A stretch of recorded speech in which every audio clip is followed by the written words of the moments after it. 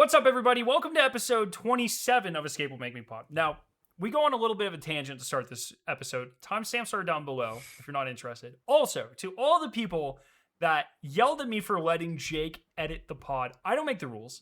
Bungie, when they send us our check, the rule is every 10th episode, Jake has to edit. So take it up with them.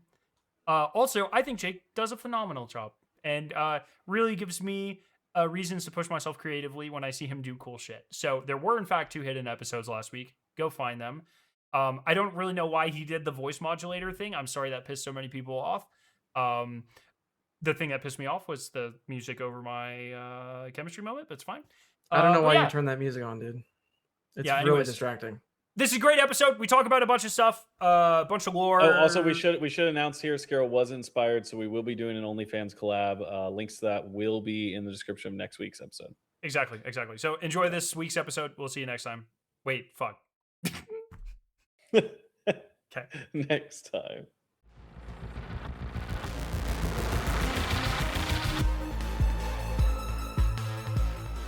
On the internet playing video games did not know what StarCraft was. This is Oh, I don't even know if they can see that. This is Sorry, an I was impressive trying to thing show to what be I able was to looking avoid. at. I was trying to show what I was looking at here to chat, and I didn't. Okay, this is so egregious that I genuinely don't know. I don't. So wait, but please answer the question. This is not the crowdfunded game. I don't think you have it in you to troll this. What is the crowdfunded game that's made like $1 billion? Knowing you for a while now, I think you are too genuine to troll this fucking hard, and it is making me wonder. Is this the fucking crowdfunded game, Ryan? Trolling you that I just never imagined. It's crazy. Dude, as Ryan said just a little bit ago, this game basically invented esports. Invented esports. How did this shit? Maybe It's like a fucking Twitch. Twitch exists because of StarCraft. This looks like that fucking XCOM game, bro. I feel like it's hard to overstate the importance of StarCraft in terms of it. It is like a how really did big this deal, invent esports? Now maybe there were maybe stuff going on. I would have said if you're like what invented, I would have been like Unreal Tournament, Quake. That's like what comes to my mind. Definitely other esports, but in terms of scale and money, like StarCraft. I don't understand. Okay, so like I'm looking through all these pictures, and all I think is like this is clearly a game from like the fucking 90s, but it all looks AI generated, like all of it, and I don't understand how that AI stole their art, man. AI stole all that stuff to learn how to make it looks like AI. Dude, because it's if some fucker posted this right here, if someone posted it on Twitter, I'd be like, yeah, nice grok image, loser. What is the crowdfunded star game? I'm fucking looking this up. Okay.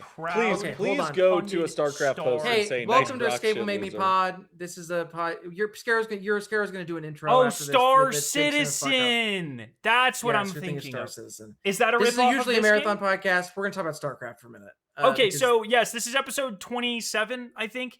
Episode 25 and 26 were real. Jake actually did make them.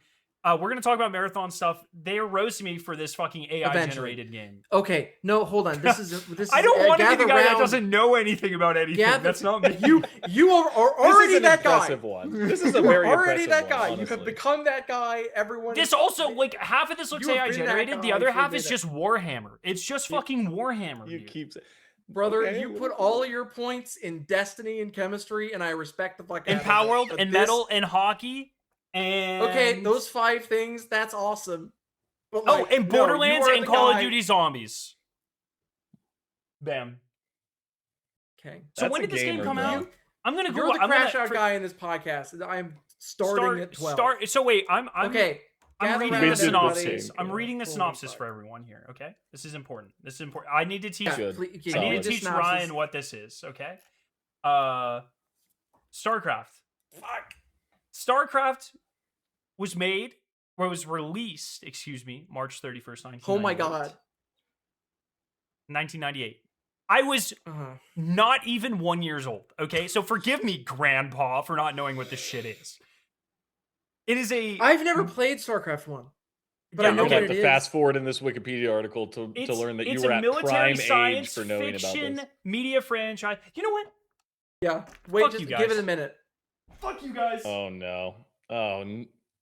Chud Skarrow's coming out. Fucking okay.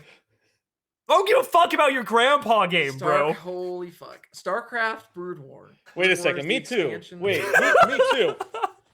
Yeah, fuck StarCraft, brother. We're not here to talk about all this nerd shit. We're here to talk about getting women, getting buff, eating protein. What else? That is not the P word that I thought you were going to say. Eating pussy. There we go. That's the intro to the pod. Episode 26 of Escape Will Make Me Pod. All right, fuck StarCraft. Eating We'll talk about this pussy, shit or is later. this I don't give a 27, fuck, brother? bro. Sorry. Don't worry. We'll fix that in I don't post. give a fuck, bro. Oh, I just hit my headset. Sorry. Wow, that was very in character for Chud Skarrow. Sorry, everybody. Yeah, sorry. Sorry, guys. Hey, did that make a really loud noise? I'm so sorry. That brainworm gave him a little bit of I was empathy for a apologizing today because I second. bent my microphone that I never use on it. Okay. Reason we're talking StarCraft Brood War was like the huge in Korea. It's an RTS, so it's not a shooter. We'll get Oh. here in a second. Is it, wait, was this made? Is it? No, it's Blizzard. Was it always made by Yes. Blizzard? Yes. Oh, Yes. I didn't know Blizzard. Yes, games the were- company that made Warcraft Yeah. also made StarCraft. Yes. They made See, when you say it like and that, StarCraft- it's like yeah, a see? Warframe Soulframe thing. I get it. Okay, makes sense. I Yeah, get there it. you go. Okay. They made StarCraft, then they made StarCraft Brood War as an expansion. Brood War was huge in Korea and basically birthed the esports scene. Many years later, What's the StarCraft gameplay like? 2. Like, explain to me what the fucking esports of a top-down Have you XCOM played- looking shit is. Like, Also, you said birth, so talk about, women's reproductive organs for a little we're bit like as 6 well. minutes in. People are gonna stop watching. Just fucking speed run this. no, shit. they're not. They're not going to fucking stop. At this point, the people that are here for this. This is what they're here for. At this point, Okay. they're here for you not knowing shit and it blowing us away. That is basically what the podcast has become. If you don't know what Star Fuck is, please Nice leave a one. comment backing me up here. Everyone that doesn't know, man. Genuinely, and I'm Okay. not saying this to be like, inflammatory. I really doubt that there's going to be a single person who doesn't even know about StarCraft. What Like, StarCraft is. Have you Yeah. ever played an RTS before, Skarrow?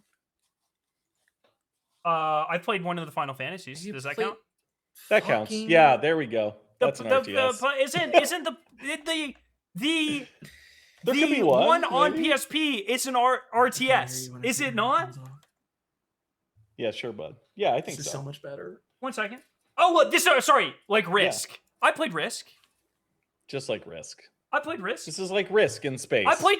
It's not unlike Risk. I You know played. what? I played think he Catan. gets it. I played Risk. Have you played Age of Empires?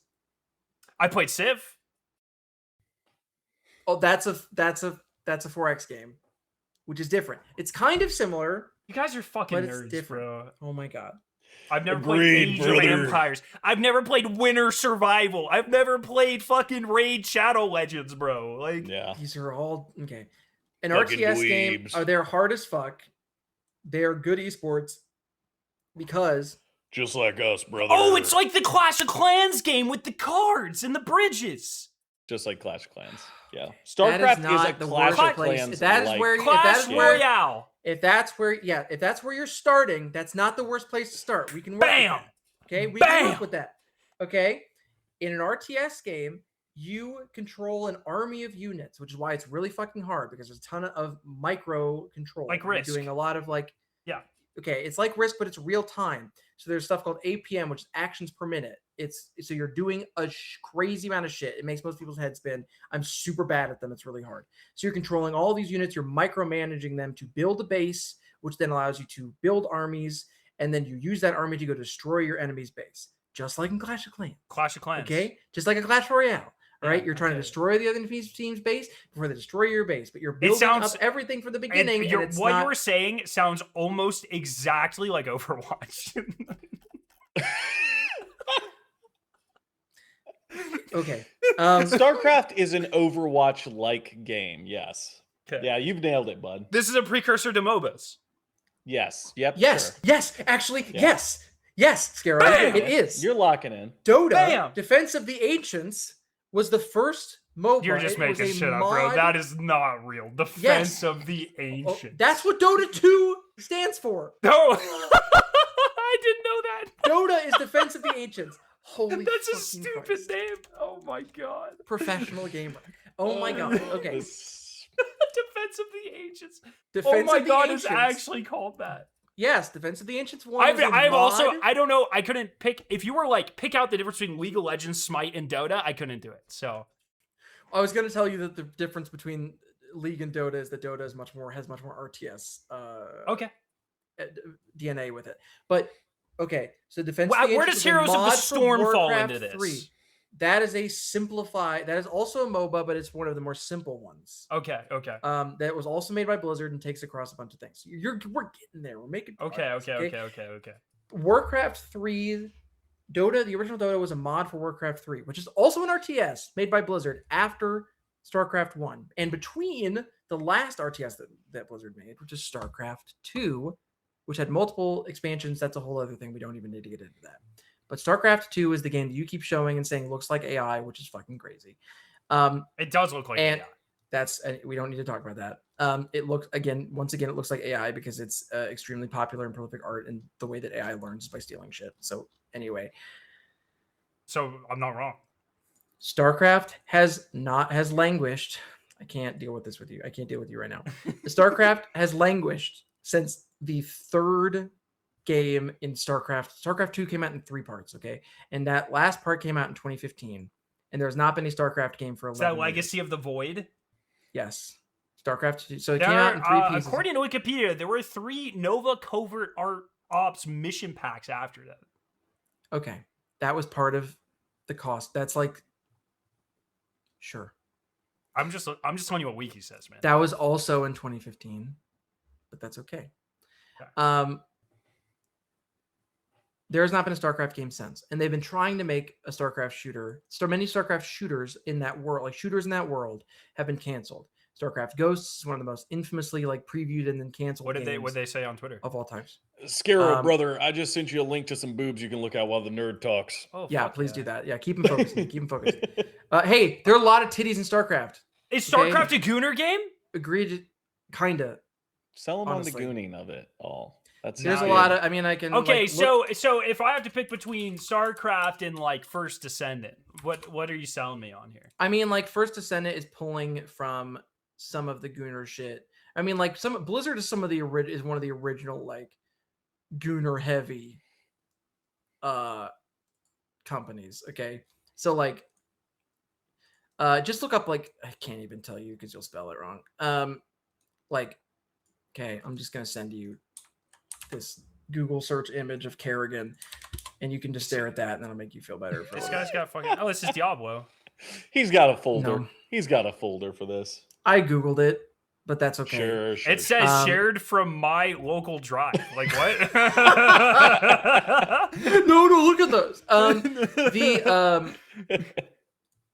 Anyway, the long-standing rumor that is basically not even a rumor, it's basically confirmed, is that there's going to be some sort of shooter for StarCraft in that universe that is not an RTS, that is something probably that Skarrow would like to play, that is going to be at BlizzCon, and I think, like, I don't know exactly what it's going to be. Okay, so what if it's just something like that Blizzard, that the Destiny fans should keep their eyes open for, because what if it's probably just either going like to be Helldivers the or original Destiny, Battlefront 2?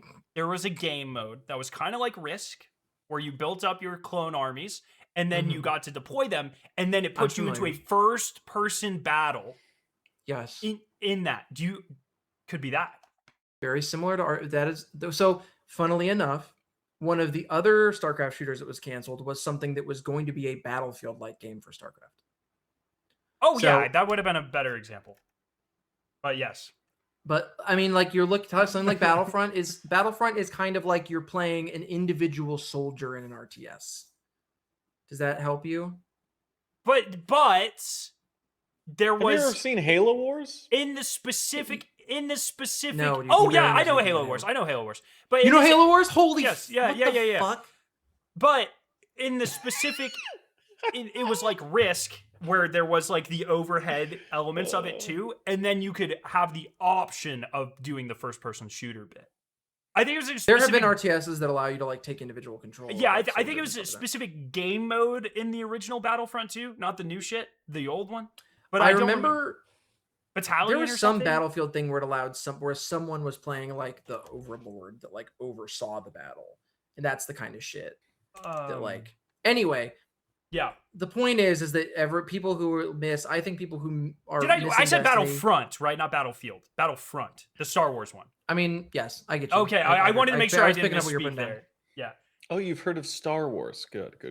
I'm actually not a huge Star Wars fan, so it's crazy that I do know this, but I loved Battlefront 2 on the PlayStation. I mean, they were goated. So Yeah, Battlefront. they were so good, dude. Anyway, people who Does DICE still missed- exist? they Yes, just yeah. released the classic. They actually just released the classic versions of them, like within the I last didn't. year. Yeah, I didn't know if they on survived. like consoles. Yes. So yeah, there's still people playing them. But my point is that rumored StarCraft game is coming out or is gonna supposedly be revealed. I don't know anything other than like what other journalists have said, like Jez Corden and Jason Schreier, but like we don't know if it's first person or third person right now. There's some argument there. So, but I think if it's first person, there's a very likely Better possibility be that it could fucking be first aping. person. I hope it's first person. There's a very likely possibility it could be trying to ape some Destiny stuff, and if it's third person, it's probably going to be aping some Helldivers stuff. And either way, it'll probably be pretty interesting. So anyway, I people tried should to pay play attention to that. Helldivers, and then I made it through the tutorial, and I was like, "This game feels like shit," and I returned. It's kind of supposed to feel like shit, but I don't. I know If it's that not doesn't Dead that Space, right it doesn't for work for me, man. That's a feature. Anyway, Okay. when like everyone gets their wish and something bad happens to Marathon, everyone can just be like, "This StarCraft game looks pretty cool." StarCraft has a Blizzard, fun here sci-fi we They, go. game. they should make a StarCraft extraction shooter. That would be the funniest possible thing they could announce. Actually. It's an RTS extraction shooter. Anyway, for everybody who keeps telling us that we need to keep doing the podcast if we stop talking about Marathon, there you go. Fuck, we talked for There's a 15 minutes about no one's there's a preview watching what to that'll this look point in the like. podcast. Might man. I- Dude, do you see how many people are like, please keep going on the podcast if you stop talking about Marathon? Dude, okay, I'm gonna in the intro remind me to say there's timestamps, please. Oh my god. Do you know how many okay? I just please remind. get in the comments and tell Jake and I Skarrow just that Jake and I that's just what did a deep people dive want. on viewer retention. It's dire out here, man. It's fun. Okay. Do we have marathon shit to talk about? Well, I was going to put forth something. I was going to say, for one, We have a couple things. congratulations to it looks like there's 100 exactly views, subtracting. I know Skarrow and myself and maybe a few other people had early access to the hidden episode 26 of Mylan Games. Congratulations to those 100 people who followed it all the way through to the end. So good times with That's that. the And confirmed also- end. This is episode 27 because I was worried about that. Yeah, for sure, right? Oh, fuck off. That would be insane, dude. If there was a 27th episode, somewhere I in looked at the flashing and I was like, is this Morse? But it was like it it would was be, fucked. yeah, it was too much. It wouldn't be that. I hate this guy. Anyways, congratulations to them. What a lucky and joy it is. And then also, I was gonna say, I know, Scare, you said that you have a topic, but also I'm seeing now that Ryan posts a tweet. Sorry, the app formerly known as Twitter X, the everything app, the town square of the I'm gonna go internet. ahead and keep calling it Twitter. Yeah, only owned and chuds operated call it by X. So Elon, yeah. Thank you. head to Honestly, his big red egg- flag. egg to his. Go. I'll pull up his Zeet right now, bro. His Z's. Yeah, I was gonna say, do we want to just do like a speed round on all of the questions that were dropped there, and then Did we get a lot? I Skarrow, didn't even if check. you We want to got do actually your quite a topic? few. We got quite a few responses. Some dipshit was talking about some like weird dinosaur with a rocket launcher. Dude, but we can okay. ignore those. Power World TCG comes out July 31st. I'm so excited, boys. I'm so excited. I'm excited tonight. Power World 1.0. I'm gonna check it out. Tonight. I do think it is absolutely fucking ridiculous that you said I was a nerd for knowing about StarCraft and you're out here talking about TCGs. But okay. I have never once in my life ever been into a TCG, and I figured, well, everything that I love is dying. Why not start a new hobby? Well, you know what I should do? I should collect a bunch of cards for this Pokemon knockoff.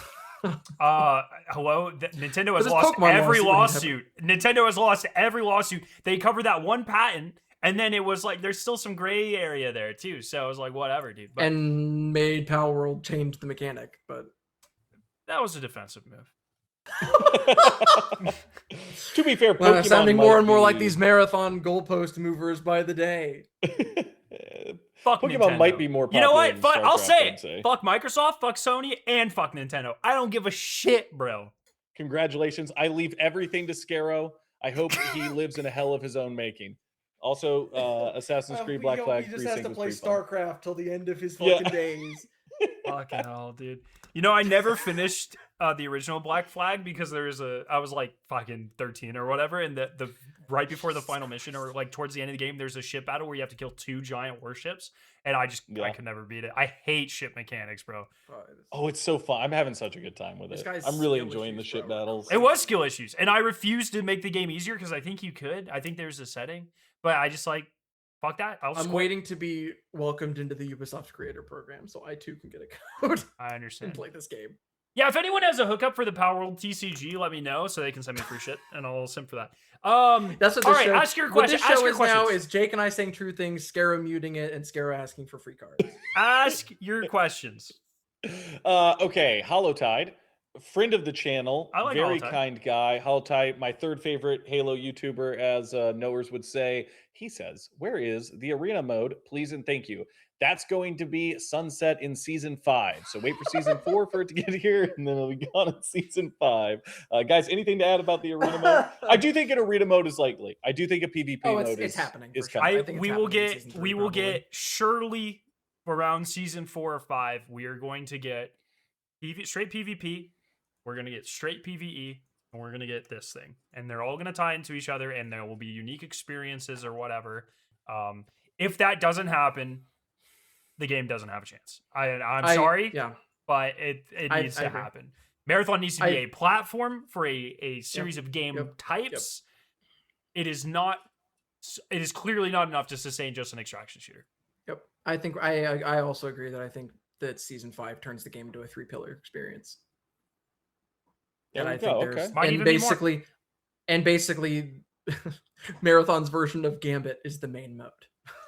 It's like Hey basically what guys, we're we've staring been at. saying it since episode 1. Marathon is Destiny 3, so you better get on board. I think it's more true than ever. I and think unironically you did say that like episode 3, and Yeah. and I think you have been proven correct. I Listen, think things like future the is event now. today and like these are really fun concepts, and I think there's an example, and we're talking about What event today? Kiri's event, the Oh. Curiosity streamer on Twitch put together the Shell games. A handful of streamers also came together to play it and compete. It's a elimination tournament where you go against another team for an hour. You load into as many matches as you can and try to exfil the greatest total loot value. They have really cool like anomaly things that change like parameters, like always having proc shed on, can only use one type of weapon. Today was the day 2 of it, but it will also be streaming on Curiosity_exe Twitch. We'll put a link maybe somewhere in the description. I believe Skarrow is going to be announcing, perhaps. No, I've got a drive. No? I've got a Okay. really long drive tomorrow, but hopefully I'll get this video up. We'll upload this hopefully tomorrow morning, and then that'll be Okay. there. But So anyways, so if they're listening tomorrow, there's the today and tomorrow. There will also be, if you go and check it out on Twitch, the final 2 competing days, I believe. Yeah. And point being, it has Tons shown of me fun. that I think there is also an audience for sort of Gambit type stuff where it's like, but it's more like 2 or 3 competing, sort of like upper complex, where it's like, hey, there's 3 teams who can come out on top and actually like solve and complete this objective. I'm you saying know? I think the mode that we have now is the Gambit of this game. I think there's a little too much PvP for that, but I don't disagree. But I think they are going to hone in on specific, like I think there will be PvE experiences that are sort of like campaigns. I would be very surprised if there weren't PvE. There are fucking 500 people or whatever, 400 people, 450 people working on this game, and we got nothing for season 2. There is shit coming. I have to believe that. I think we're getting some kind of rework at the year mark. That's why I think that is why I'm optimistic about like a season 8, is I think that they are putting, and why I think like season 5 was probably going to be the last straw before. And now that it's the only thing that that Bungie's working on, that's why I'm like, I think we're going to get a major overhaul, a Forsaken, Taken King style expansion to the game in probably April, May of next year, because usually Bungie works like a month or 2 behind. And what then do you I mean think season 5, Ryan? Season 5. This And- game won't yeah, make it to her- season 3. Yes. And then I think we will see the game through the rest of the year, and if nothing improves, then Sony will pull the plug. I think. Yeah. But like I think we're going to get a major overhaul, and I think they will give it a season or two to see if how it kind of catches on. Yeah, I think. But also, we Vault thought Breakers Destiny is would go guaranteed. forever, and it died like fucking immediately. So who the At fuck least knows? Vault Like, Breakers is guaranteed. Yes. Though. I think that's for sure coming. Yeah. Yes. The 21st. I'm fucking knock on wood, Jake. And the industry is on fucking cancel everything mode. So why not, Yeah. man? All right, next question. Great question. we have several questions that are all kind of in this similar vein that I can take at once. Just Ontos, what's up, Ontos? Says, what direction would we like to see the game go in? Share how it can evolve its gameplay. We have someone else asking, what is Bungie currently working on and or planning on to try and save Marathon behind the scenes? Those are basically the same general idea, which is like, where does the game go realistically to improve, which we've kind of already answered. Yeah. I think the thoughts on the dev level and the thoughts on the new leadership are going to be very different. I think the reality is while the Marathon team probably isn't undergoing too much restructuring, there were people that were moved over, and anytime leadership changes, shit changes. But I think the reality is they're on such ridiculous timelines they can't afford restructurings. Anyone who works in a corporate environment that's undergone reorgs knows that it fucks you up for a long time. It takes you a long time to learn your new boss and your new coworkers and the new workflow and all of that shit. That takes months, and they can't afford that. So I would imagine most of those structures are going to stay relatively the same on people working on especially like new content that comes out relatively soon. But I think new leadership, the new fucking CEO, I don't know his name, studio head or whatever. Whatever. He probably has his own ideas. Sony probably has their own ideas, and really it's going to be probably people fighting to maintain whatever semblance of a vision they have currently before whatever adaptations happen. But I do think I think Joe Ziegler he seems like the type of person to really push back on stuff, at least in my experiences with him. And I think he, that leadership structure will try to hold to the current plan through season 4 or 5 or whatever. They clearly have thought things through because they keep teasing it. And so it's like, I'd be surprised if we get too much deviation from those plans, as long as the game and the studio don't get nuked or whatever. I don't fucking know at this point. That's kind of not to be. Jake, would you like to continue?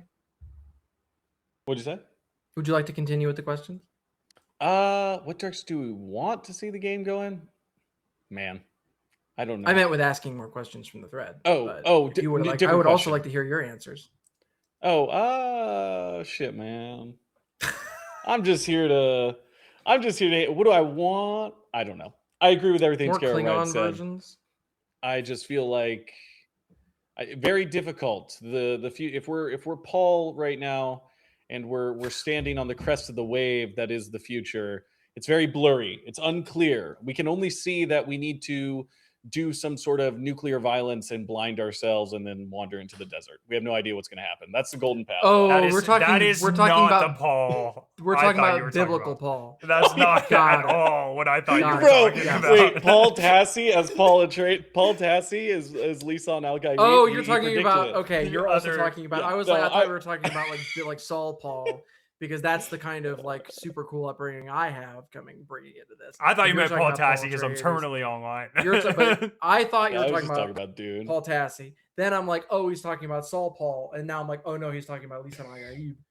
Paul Atreides. Got it. I'm good. I caught up. I'm there. Yeah. Hey, Doom Messiah trailer out now. Looks pretty good. I haven't seen it. Do you agree with Paul Tassi's take that Doom Messiah has to move their date, or else they're gonna get absolutely slaughtered by Avengers Doomsday?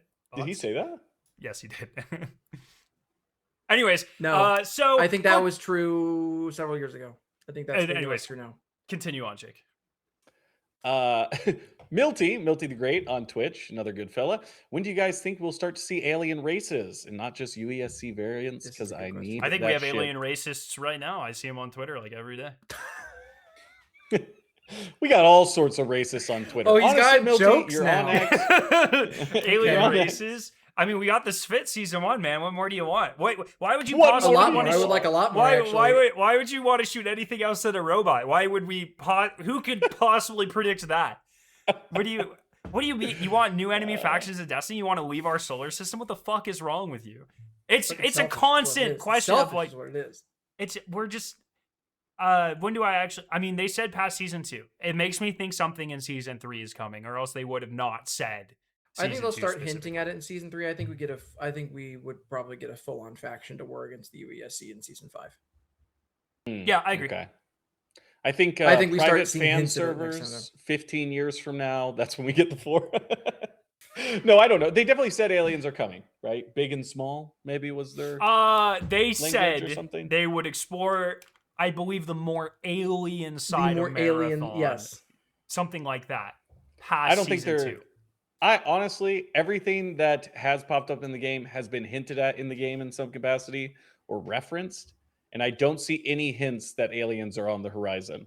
I think like the zombies, the husks, hinted at, anomaly stuff hinted at, USC bots. This gets into sort of my main even. topic, which will make more sense later, but there will be more of this discussion. You'll see. Okay. Cool. Will Power World kill Marathon 1.0? Yeah, this is from. This is fucking Glorp. I saw this.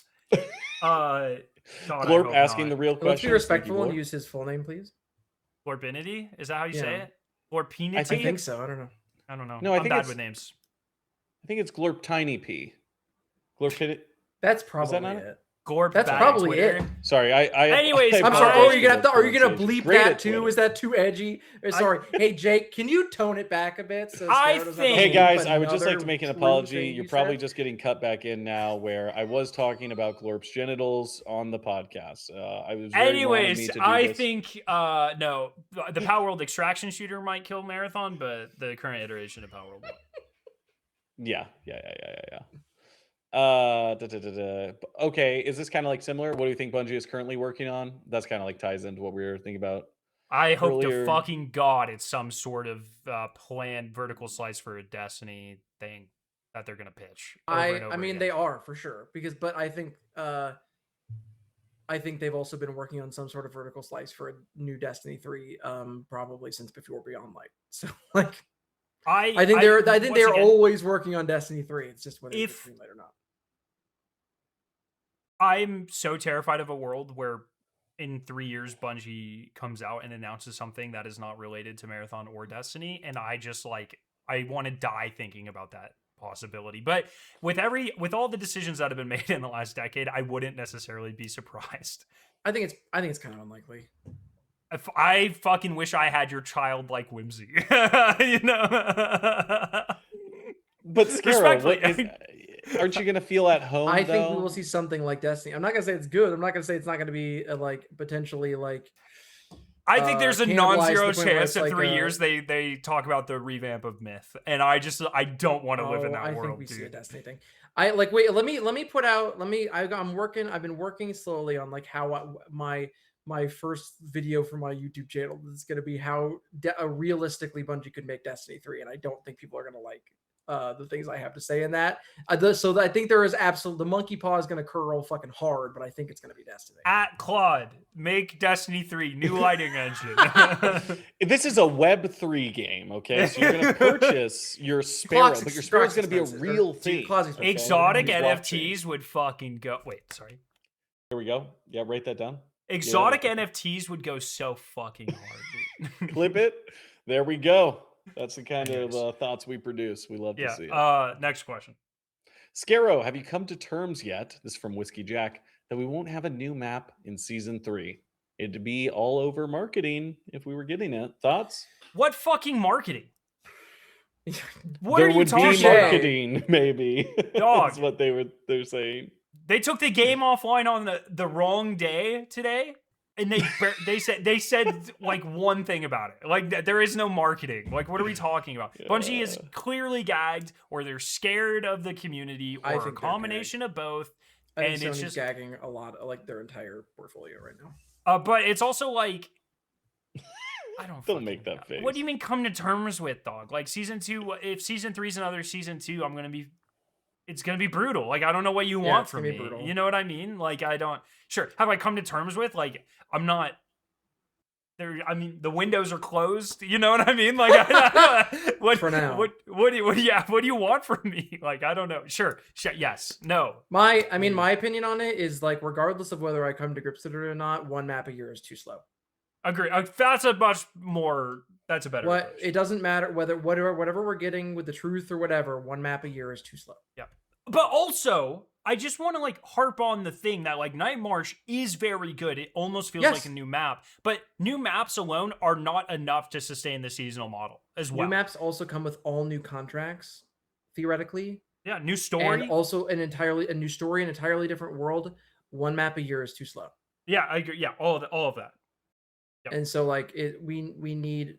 There's fucking 500 people, 400 people. No matter how cool grassy knoll perimeter is, it doesn't matter. It's gonna be dope. They did the JFK thing in Destiny already. You can't I know, dude. I wish we could have learned more about that.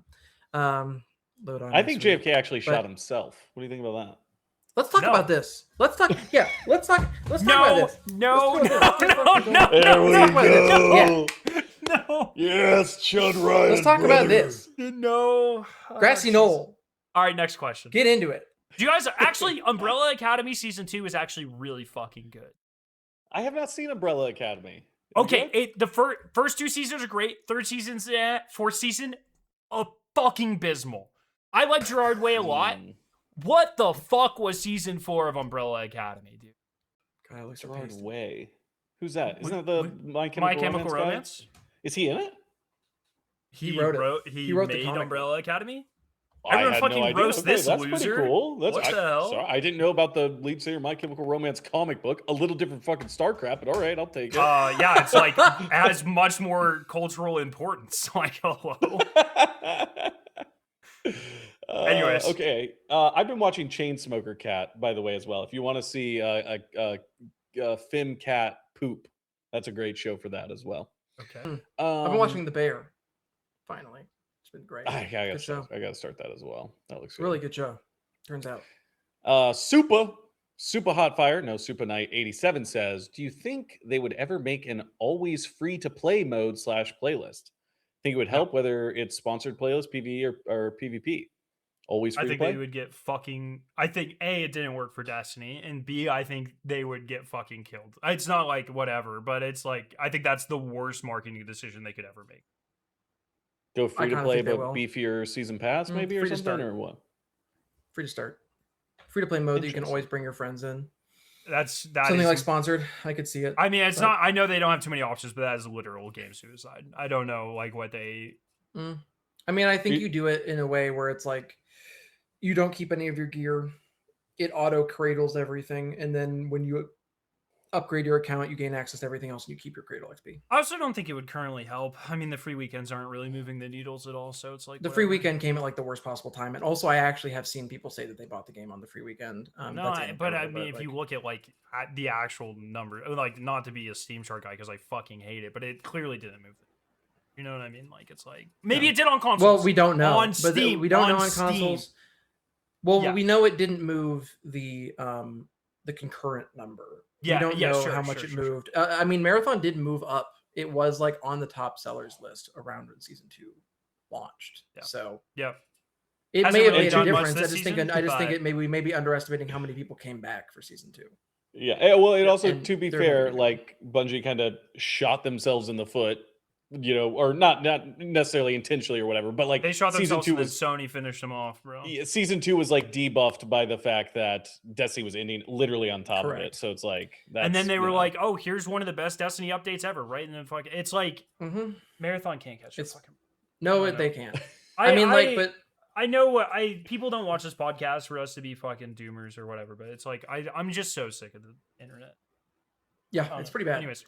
The only purpose of a free to start thing is more of like and the reason why I think it could potentially be a good idea if they have a permanent sponsored kit mode is it allows you to be like, hey, come check out this Marathon game. It's super fucking cool. It's super duper fun. You can download this and we can just play this for a while, and you can't keep even your stuff, but like we can play the game together, and it gives somebody a chance to bring in their friends and play as a squad, and then it's kind of a win-win because then people who are playing with their friends or having a better time because the game is better with friends than solo. And it's a win-win for the other person because then maybe they play it and go, this is pretty cool. And also I've made some like cradle experience progress. And I would actually like to keep some of this gear. So maybe I'll buy it on a Steam sale or something. I think it could, I don't necessarily think it's the route that they're going to take, but I definitely don't think it's like game suicide. I think there's creative ways they could do it. Maybe if they did a campaign and they were like, here, you can play the first mission for free. Look how cool I our world also, is. Yeah. We're revamping Also, the if they game. do those like 3 pillars, they could Yeah. add something free in every pillar. Yeah. Like, Yeah, it's the Fortnite first strategy, mission. right? Save the Yeah. World was paid, but Battle Royale was free, I think. Something like that. Maybe. Yeah. I might be making that up, but I think that's that how was it true was. for a while. I don't know if that's still true.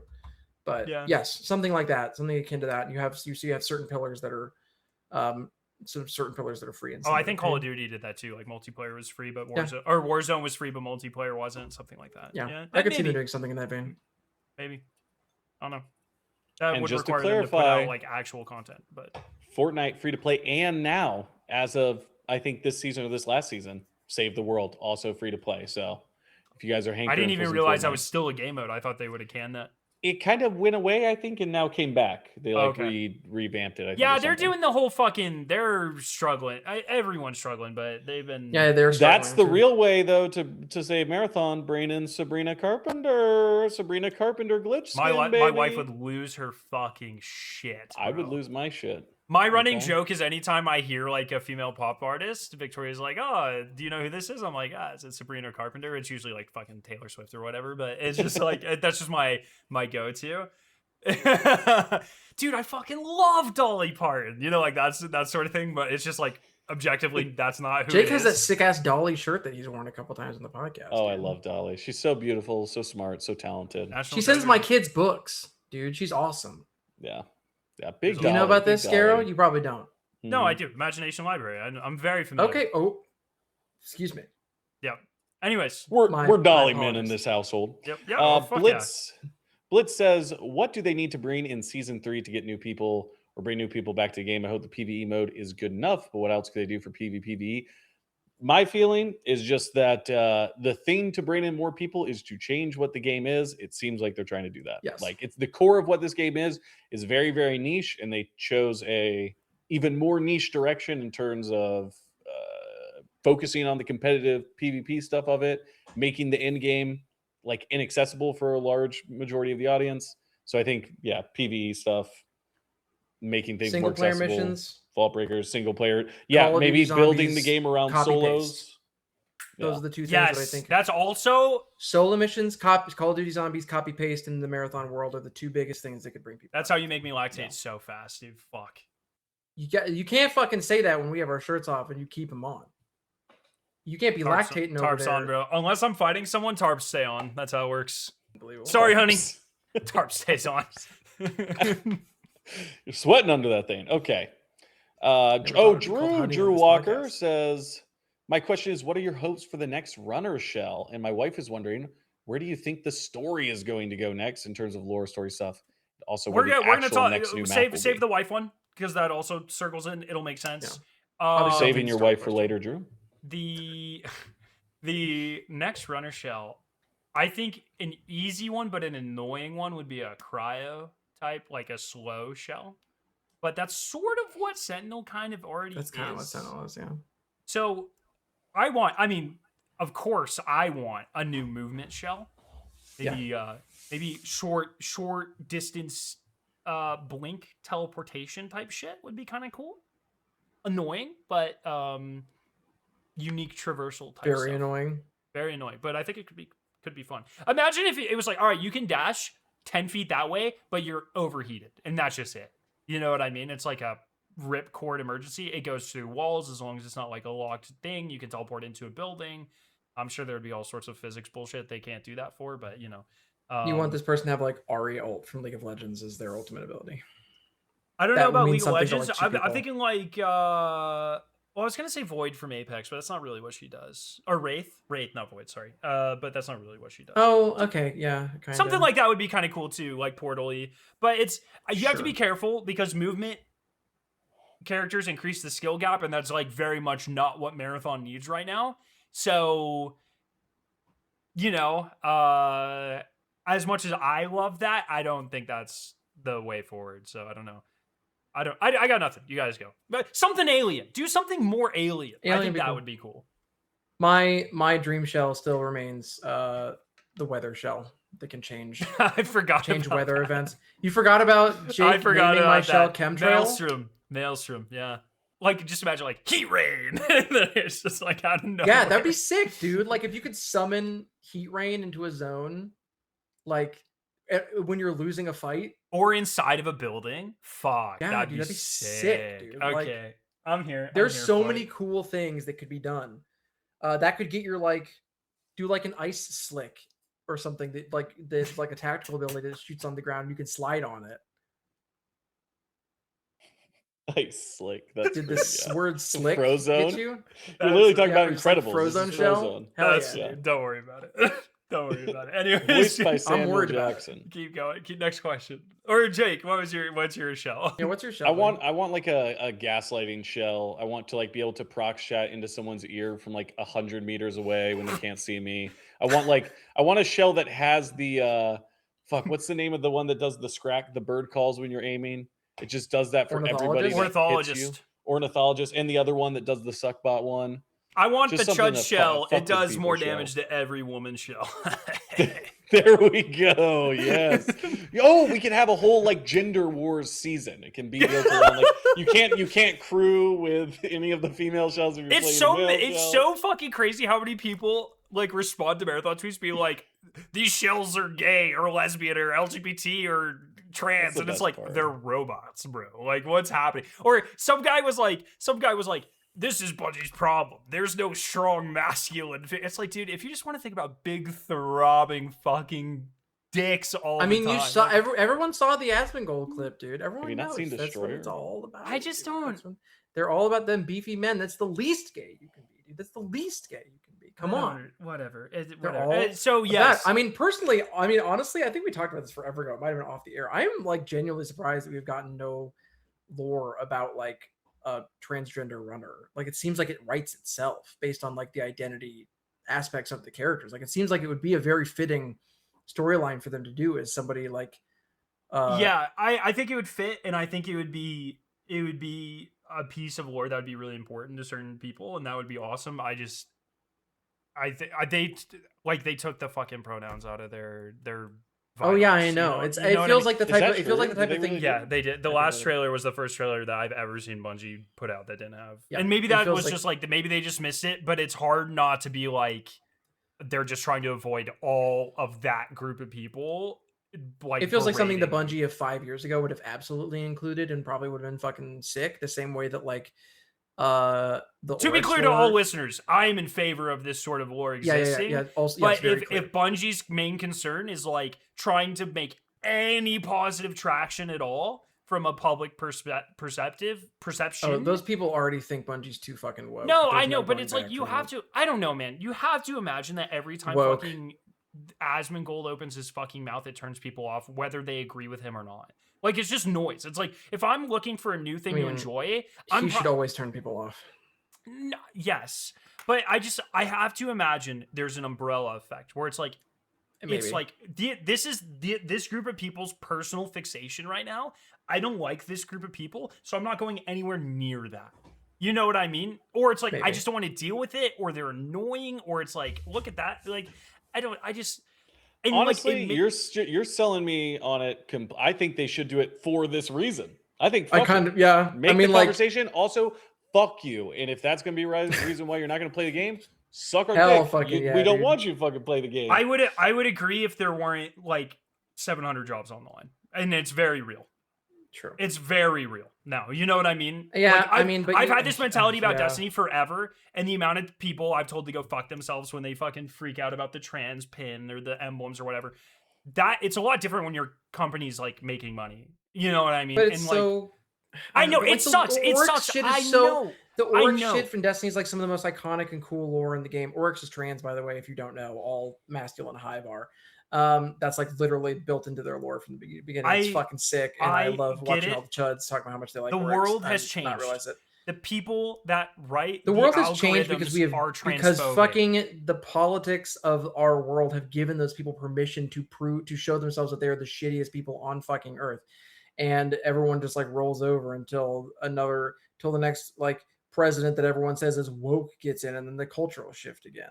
I So it's don't. like, I mean, I don't think it'll shift that much, man. I don't like. I think there will I eventually don't be think a pendulum. things will go back. The pendulum swings back, and it'll swing back quicker than ever. It's not going to So go back until the fucking Twitter algorithm and the Facebook algorithm and the Instagram and the fucking TikTok and all this shit isn't owned by people that only exist to make people angry at minorities. But you can't just do that shit when it's easy. I agree. Then nothing I changes. agree. But it's like these people are either just not going to have. I don't know. Like I don't. We're probably arguing about get the something practical that's not position even a that you're thing. coming from it in, but it's the kind of thing that's like. I think there are extremely difficult market. There are some things that are more important. I think that there are probably a lot of devs at Bungie who probably feel that way. The way I kind of look at it, it's like either Bungie existing allows things like the Bungie Foundation to exist, which does a lot of great and raises money for these charities and invests in, many of which benefit queer people. Yes, exactly. Everyone. And they do a lot. They invest in a lot of academic research into inclusion stuff, and it's diversity in video game studies and how they can help improve that industry wide. That is real, tangible impact that does not exist if the company doesn't go. And now I'm not saying I'd never want to ever seem like I'm saying like if they put that piece of lore in that has a trans character, it's gonna kill the company. That's not me. I will that's not what I believe. I don't want to characterize you that because I know that about you, and I would never want to suggest that either. I understand, especially from a corporate C-level thing, where if they're like, do not put any of this near our brand right now because it makes us a target. And I don't necessarily I don't want to say sympathize with that, but I understand the rationality. That's not, I don't the company hasn't changed. They're still doing stuff. They just raised a fucking $1.5 million for this stuff 2 weeks ago. They're still investing in this stuff. They're still doing real things.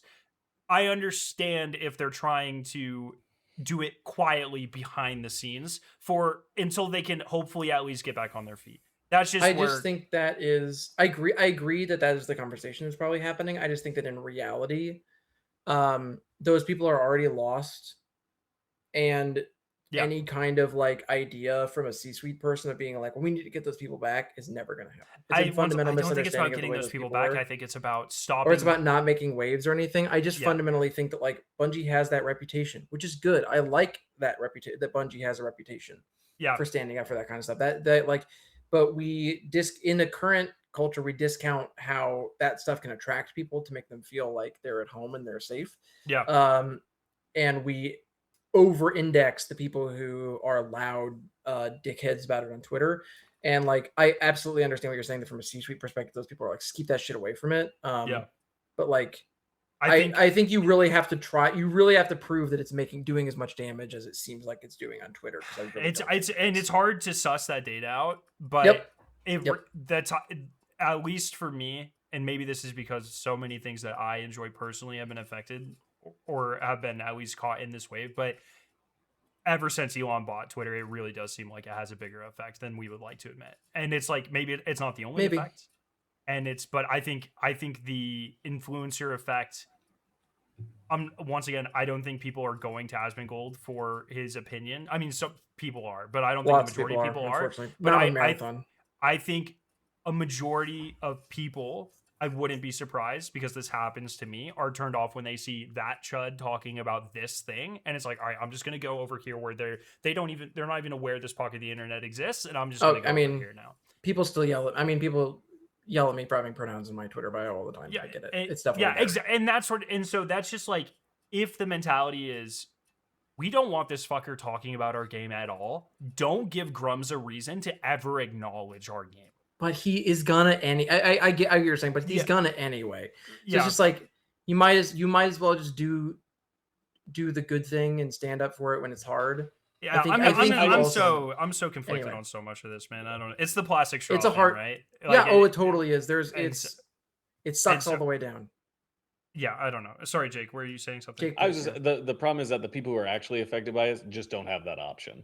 So it's correct. You know what I mean? It's that's the other thing where it's correct. if it's been to this idea, it's like this isn't even a concept of, this is just basic like right and wrong. So it's like, not even that I'm not even saying that like I'm just saying those people literally don't have a choice. Oh So I yeah. think it's like I a would reality be where beyond shocked if it had not been pitched because it makes so much sense.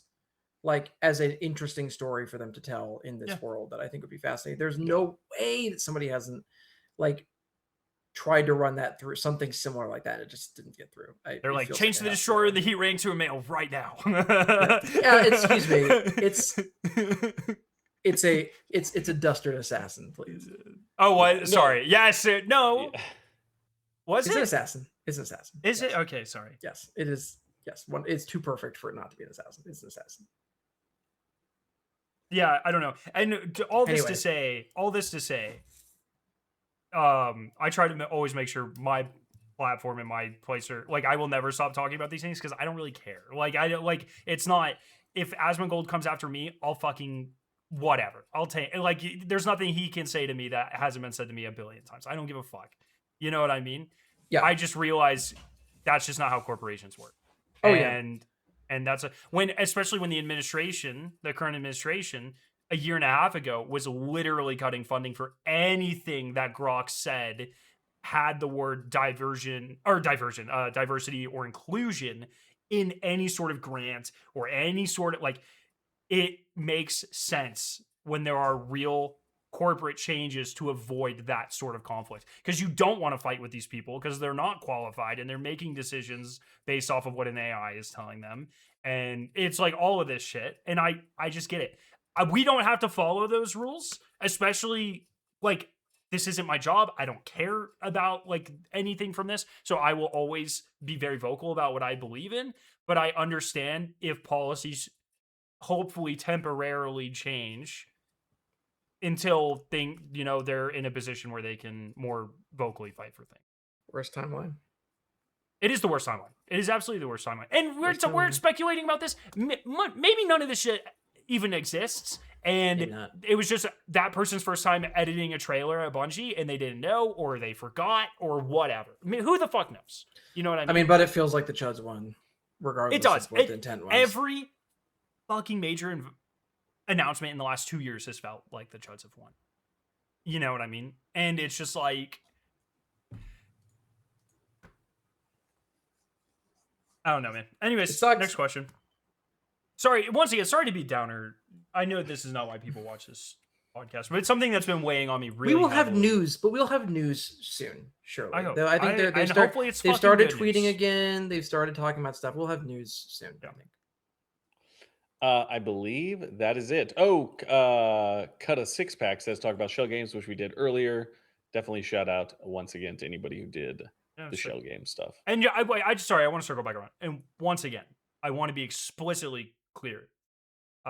All LGBTQ people, trans people, you matter.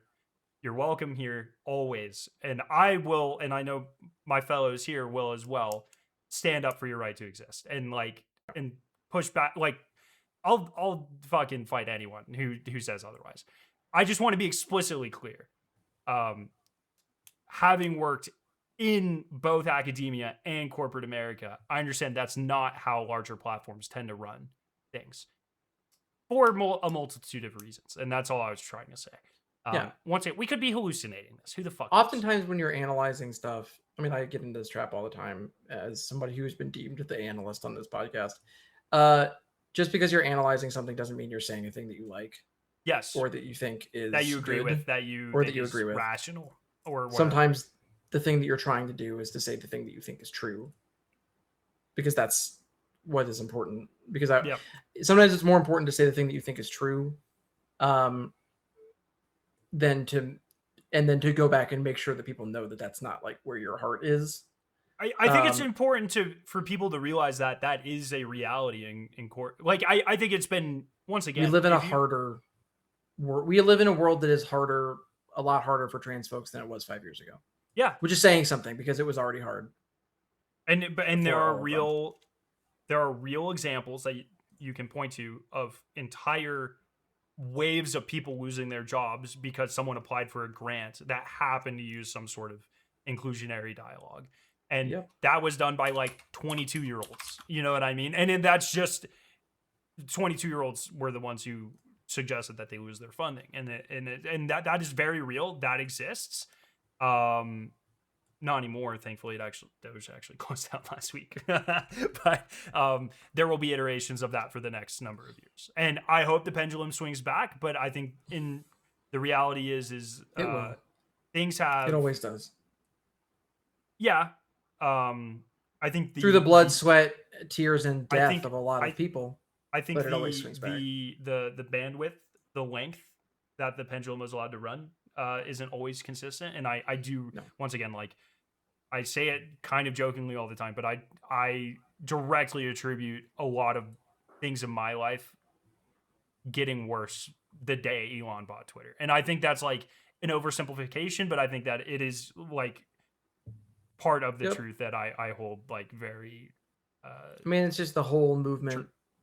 yeah, to it begin whatever. with. I It's don't know. just- This isn't supposed to be. It's just this, 2016. I mean, but it is important. It doesn't matter. Like the amount of times that people. It's, the amount of we're not helping the conversations that narrative people where have it's like every time someone does a like marathon, Skarrow calls them a Nazi. that's like But- that's like that's But I a see bit- that people talk about this all the time, and everyone's like, but it's like people were being like, I think Maximilian dude, I think it was Maximilian dude, said something about like blaming the administration for like the Sony disc stuff, and someone was like, did you just blame it for Sony? It's like, yeah, dude, like because it matters, like what, like who leadership is, like all of this stuff that's happening. The reason what everything's more restrictions are expensive. put in place? Yes. What paths forward are encouraged? These are all. It's all Yes. related. All the Micron shit that's coming out, all the SanDisk and Samsung shit that's coming out, the Chips Act or the lack thereof, all of this stuff. It's all directly correlated. Yeah, the worst all of it. That's- margins on just gaming in general that forces people to like the increased ability for executives to be greedy above The- everything else is The because of a over lack indexing of into AI, the Yes. selling of large game companies to foreign entities, which exclusively harp on using AI and yes. drive jobs out of our country. It's all tied. It's whatever. This isn't supposed to be a fucking radicalizing podcast. It's not. Well, yeah, that's and But it well, should be. I with the 4th of July, I didn't take any time off, but it was a very slow week in the lab. So I had some time to kill, and I didn't have meetings or anything. So what I did is, thanks to Waypoint and thanks to Codex, I went Hell through yeah. and I read every single piece of NuMarathon lore, every Codex Damn. entry, and I went back through and I read all of the priority contract stuff, which I definitely skipped the first time and second time through. So Oh, and just to clarify before we move forward, codex.cyberacme.systems, a compendium of all the codex information in the game, easily sortable, and then also waypoint.bungie with an M.org is where you can see all of the contracts. So all of the contracts, all of the written, the spoken stuff, all of the cutscenes are preserved on Waypoint, and all the codex stuff is preserved, even for like skins and stuff, is on the Cyber Acme Systems website. So Give Adam definitely some check love. those He out. Fucking crushed it. and Adam, Wiz, Fell, a bunch of those people are awesome. yeah, they were awesome. It was very great. It ran great on my company laptop. I really hope they don't look too closely at the MIDA entries I was reading, but I Hell yeah, dude. anyways, I was Kind going of through probably that, and depends so- on what kind of chemicals you're making. You know what I'm saying? yeah. The only pieces of marathon lore of NuMarathon specifically, I didn't review any of the old trilogy. I didn't look at any of the ARG stuff. I'm pretty familiar with a lot of that stuff, and honestly, a lot of that's like Earth world building and stuff that I don't find that interesting personally. Anyways, it's important information. It sets the foundation, but I'm much more interested in the Tau Ceti side of things. So that's sort of the framing. So as I was going through, because this is my first real deep dive into marathon lore post alpha, I would say, really. And I wrote down some discussion. I want to have a marathon book club is essentially what I want to do. So I have a number of questions that we probably have answers to. I only read this once. I'm going to have a couple caveats here. I'm very bad at names.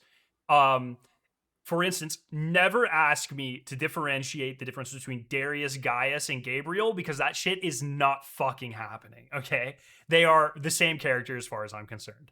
That is the sort of thing.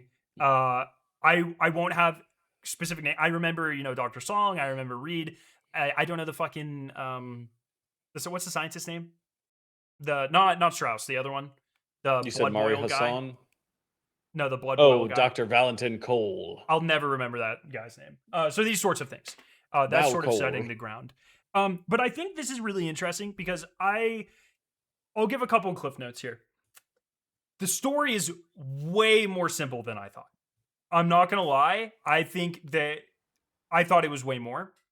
And that's probably because I've mostly consumed a lot of this content through videos such as Jake's, Xperia's, some of the Reddit posts, and it's a lot of speculation based off of what we got, and it builds a lot. And for me, not having read most of this stuff, I guess previously wasn't clear to me the sort of the bridge between what is actually in the game and what is kind of built off of that. Story's way more simple than I thought. They are not bringing the 4 to this game. I didn't realize how much Marathon 1 was completely brushed over in the lore. Holy fuck, they could not have made it more apparent. They have no interest in exploring that. It's redacted. It's mentioned 5 times or whatever. And they're Wait, just what do you like, mean Marathon 1? What do you mean brushed over? What do you... like what do the you mean? whole, everything about the attack on the incident, the first incident is like, it's just like it's redacted. They talk about the 1 vivisection. Immediately goes on to the compiler after that. And it's just, to me, it seems like even any sort of questions about that by the column, like it very quickly became more about the contagion and the outbreak and all of that. And there are even characters that are like, I think at one point Reed or the other the president at the time, I forget his name, starts with a C, I think. Caruso, something. Mm-hmm. At one point he's like, yeah, I don't really know how we survived that, but we did, or whatever. And it's just like, I don't know. It seems like the whole original Marathon trilogy, they're just like, yeah, so that happened. And then they just sort of like, but we're moving past it. Here's what we're looking at: the contagion, the anomaly, the compilers, that sort of stuff. The new cults, the new religions. To me, they care way more about Tau Ceti's side.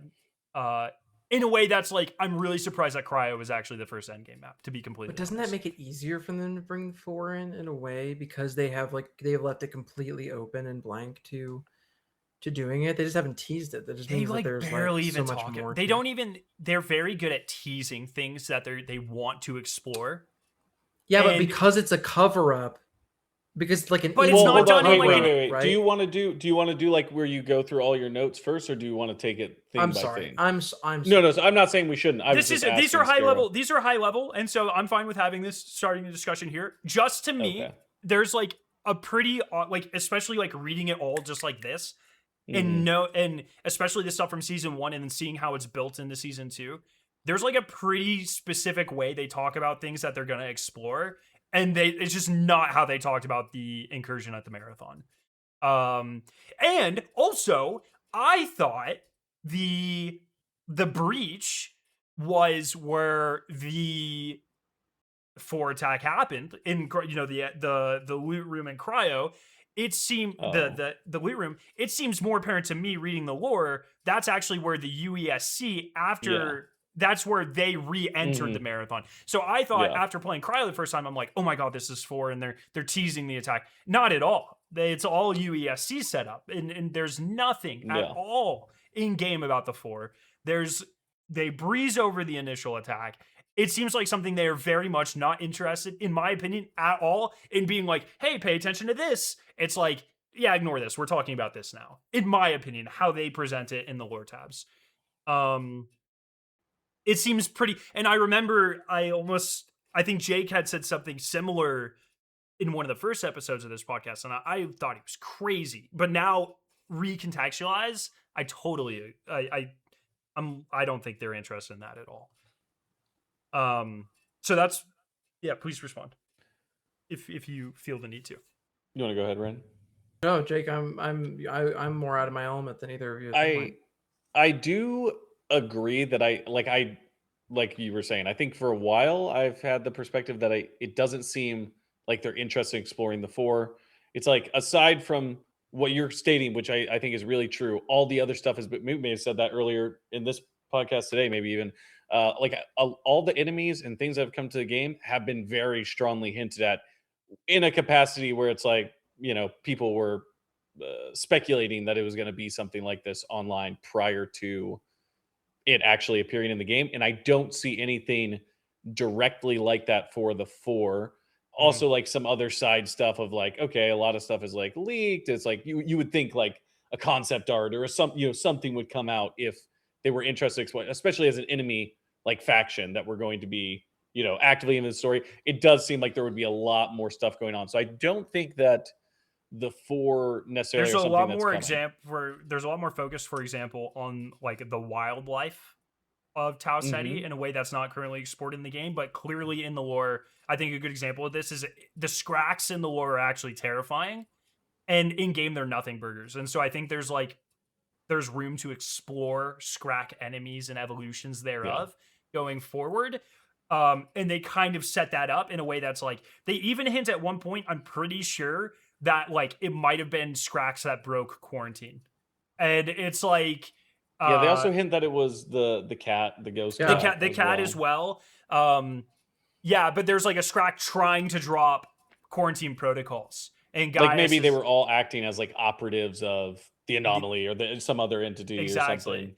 Oh, well, And well, and they're also to on the Scrack thing though, those are where the voices are coming on from on Night Marsh. So like if you creep by a Scrack and you hear the runner voices, yeah, those are Scracks making the noises. So I think that was a way to tie that in as well. that's It's cool. like gameplay stuff. I didn't realize they were carnivores, which is more important for flesh. But Mm. I think there is a world where it's like, okay, well, but it talks about how they weren't aggressive when in the ticks too. They weren't aggressive when they first landed, and then they became more aggressive. And so I think like it would be very easy in season 3 for Bungie to be like, oh, well, the anomaly evolved the Scrax to very quickly um now deal and combat the shells. So now they have acidic breath or whatever, and they will attack you or whatever. I think there are enough stones here for me to be like, okay, I see how they're trying to make a path, and I can see them. They're kind of, as Allison loved to say for Destiny, they take all the ingredients and they stock the fridge, and then they pull from them one at a time. And to me, the wildlife, the fauna, the flora we sort of deal with already in the game, but they're in the lore. The natural biomes of Tau Ceti are so much more vibrant than what is currently represented in the game, and I don't think that's an accident. And I want to see more of that explored, even though it is alien, but it's not what most people would think of as alien. I guess technically it's not alien, but to us, but yeah. So, but I even wrote my note. It was one of the first things. I actually have I have like a notepad where I was taking notes the entire time. I have like a page on the anomaly and a page on, and I was like writing everything out. And I thought I was gonna need way more space than I did. But one of the first notes I wrote down, like a high level, is like, man, they really breezed over the events of the original Marathon trilogy, huh? Because they were just Okay, like, so I do think there might be a core thing that maybe the I think the thing that they're setting up is that also it kind of goes back to the name that they use. Where we were talking about the title they had given it in China. I forget exactly what it was, but it was like Lost Ship Marathon, and we oh had yeah, yeah, yeah, yeah, John Goff talking about like I think up.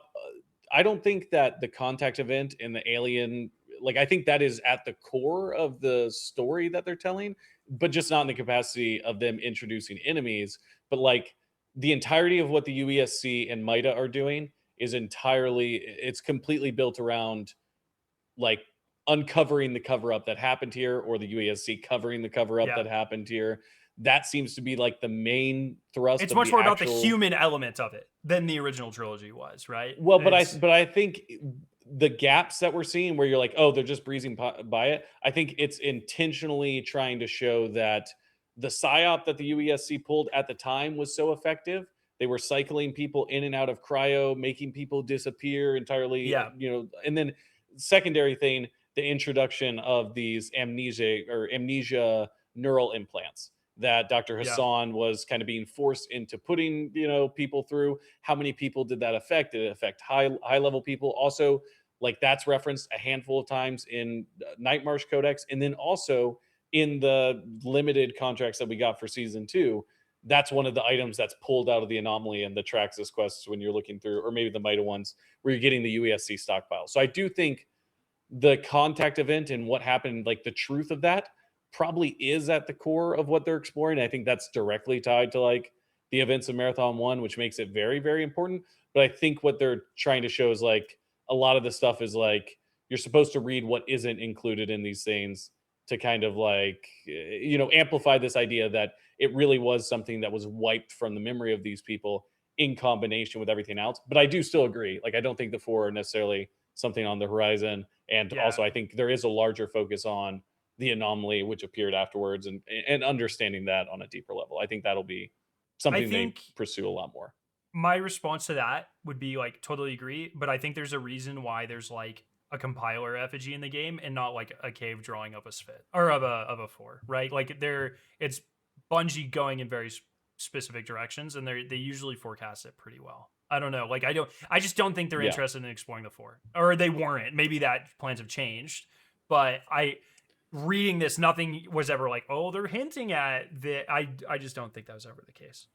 Well, but to be fair, the core of why the sph't might be kind of propped up as this like religious symbol might have to do directly with the way that they were positioned by the 4 and Durandal subsequent to the events of the original game or the original trilogy or something played out. Also, the kind of potential transition towards the working Kakandur abandoning, like this concept of like the sph't being like created by the Yarrow, then abandoned by them, then enslaved by the 4, and having this constant line of masters to include Durandal, I think might tie into how Durandal is positioned on the Marathon now. So I don't know. I do agree with you. I do think a part of it could be that they're intentionally making it this big, like empty space where something should go to explore in the future. But also, I don't think that overall, like the story is like maybe the focus. So I do agree that maybe that won't ever get explored. But yeah, I hear what you're saying. I think it doesn't need them.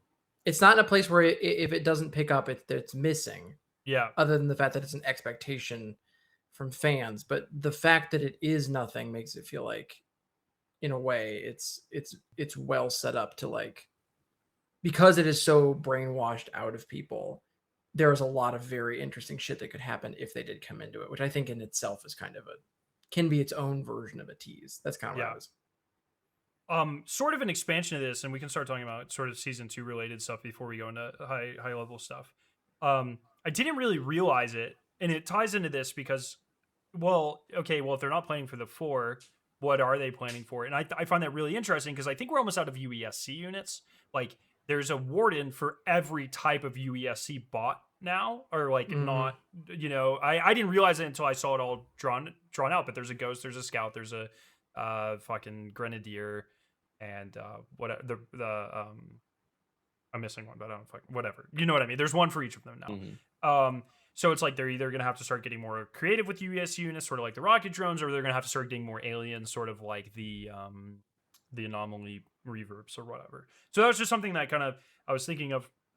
And then as I started thinking about season 2, and I was looking at the limited contracts, I got even more disappointed because I didn't realize at the time, because once again, I just kind of skip all the bullshit when I'm respectfully, I'll read the lore later like I did.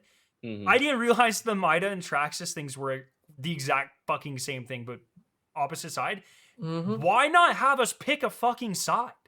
Why was this not a faction event? I don't know why they didn't do that. And that really... there wasn't enough content if they did it that way. And it pisses me off so much. You could have made this entire first half of the season Mida versus Traxxas in a way that works really well. You have some whatever cool, simple cosmetics, unique rewards for maybe a unique title based off of what side you picked. And it would have been infinitely make us part of the story. I don't know why they didn't do that. That made me really angry. Like, as I started, because I read the Traxxas first, because that's how it's structured on the site, and I was reading the Mida, I was like, wait, what the fuck? It's the exact same thing. And they tried something like that in Destiny back year 2 of Destiny 2. It didn't work super well. It didn't really go anywhere. It didn't work well. This is the perfect type of game where it would work well, helps progress the story, and make it even have a little bit of a narrative impact where it's like, okay, whichever faction, it would be Mida, has more player yeah, it would. support, has some sort of small narrative hint towards, hey, players won. But Mida won, it had more player support, runner support, and make the world feel more alive and responsive to player involvement. Huge missed opportunity in a game that just feels like huge missed opportunities constantly in the first few seasons, which is is what it is. Especially with the setup. Like I remember when I was playing through those limited contracts on stream, there were people who were saying like, "Oh, I think it is that. Like I think it Yeah. is you have to choose because it's are you incinerating it or are you sending it to Traxxas?" And yeah. Yeah, the Total fact you can bummer. do both is dumb, and the fact this is the sort of thing that makes me frustrated because it's like, how could anyone familiar with Marathon in the community, your job is to make the community happy and create viral moments that spread, but your best marketing campaign are organic viral marketing moments. How could you look at the second ARG and see the pandemonium that was the Discord and people LARPing as different factions and not immediately connect that here? That is such an L. It's such an L. Or all of the hype around Arachne pre-launch. And it's I know a lot of these devs, and I talk to them. I know they're very smart people. I know they're not necessarily the ones getting things greenlit or whatever, but it makes me lose faith in where I want the game to go when I'm like, how do you miss something this simple? It really is kind Well, of but a I buzzkill. think this kind of comes back though to things like what's going to change to make the game successful? The core of the game itself. Because Yeah. like even with what you're saying, those systems sounds great and make perfect sense. But also, how do you implement the balancing of an economy if let's say there is some sort of implication tied to having one of these factions, or you do have to make a choice Just in make what it they have in the cosmetic, man. store? I agree with you, but I'm saying like it does seem like the reason why is like the core of the game is much more built around having something that's very consistent in a way that like things like that maybe aren't easy to just be built in on a way. That's what it seems like to me at It's least. I season agree with 2. you, but You know what I mean? Like, this is the stuff that is like, these are your first impressions. I don't know. Whatever. It is what it is. High level question here. They mention one of the first codex entries that I read, and I don't really know how they're organized. I just kind of went down the codex, so I don't really know like when you earn it.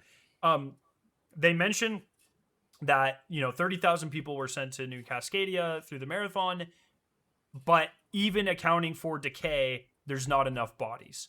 And so I had two thoughts there. The question being, where did the bodies go? They then talk about incineration later, after the quarantine stuff, and they talk about having to incinerate large groups of people.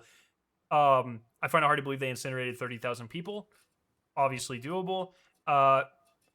Is there any possibility that a large group of the colonists disappeared into the anomaly? I listen, I love that Chud Skarrow is both dropping slurs and now questioning the true numbers of a genocide that occurred. No, I just don't think the numbers add up. I just think this fits in perfectly. Their No, but I do words, think not mine. no, I do think yeah, I agree. I think Lost in the Anomaly is the conclusion I've come to as well. If not, Sick. if not, maybe tied to like some of the weird stuff the UESC was doing, like making people disappear. Maybe that was them testing, throwing people into anomalies to see what would Yeah. happen.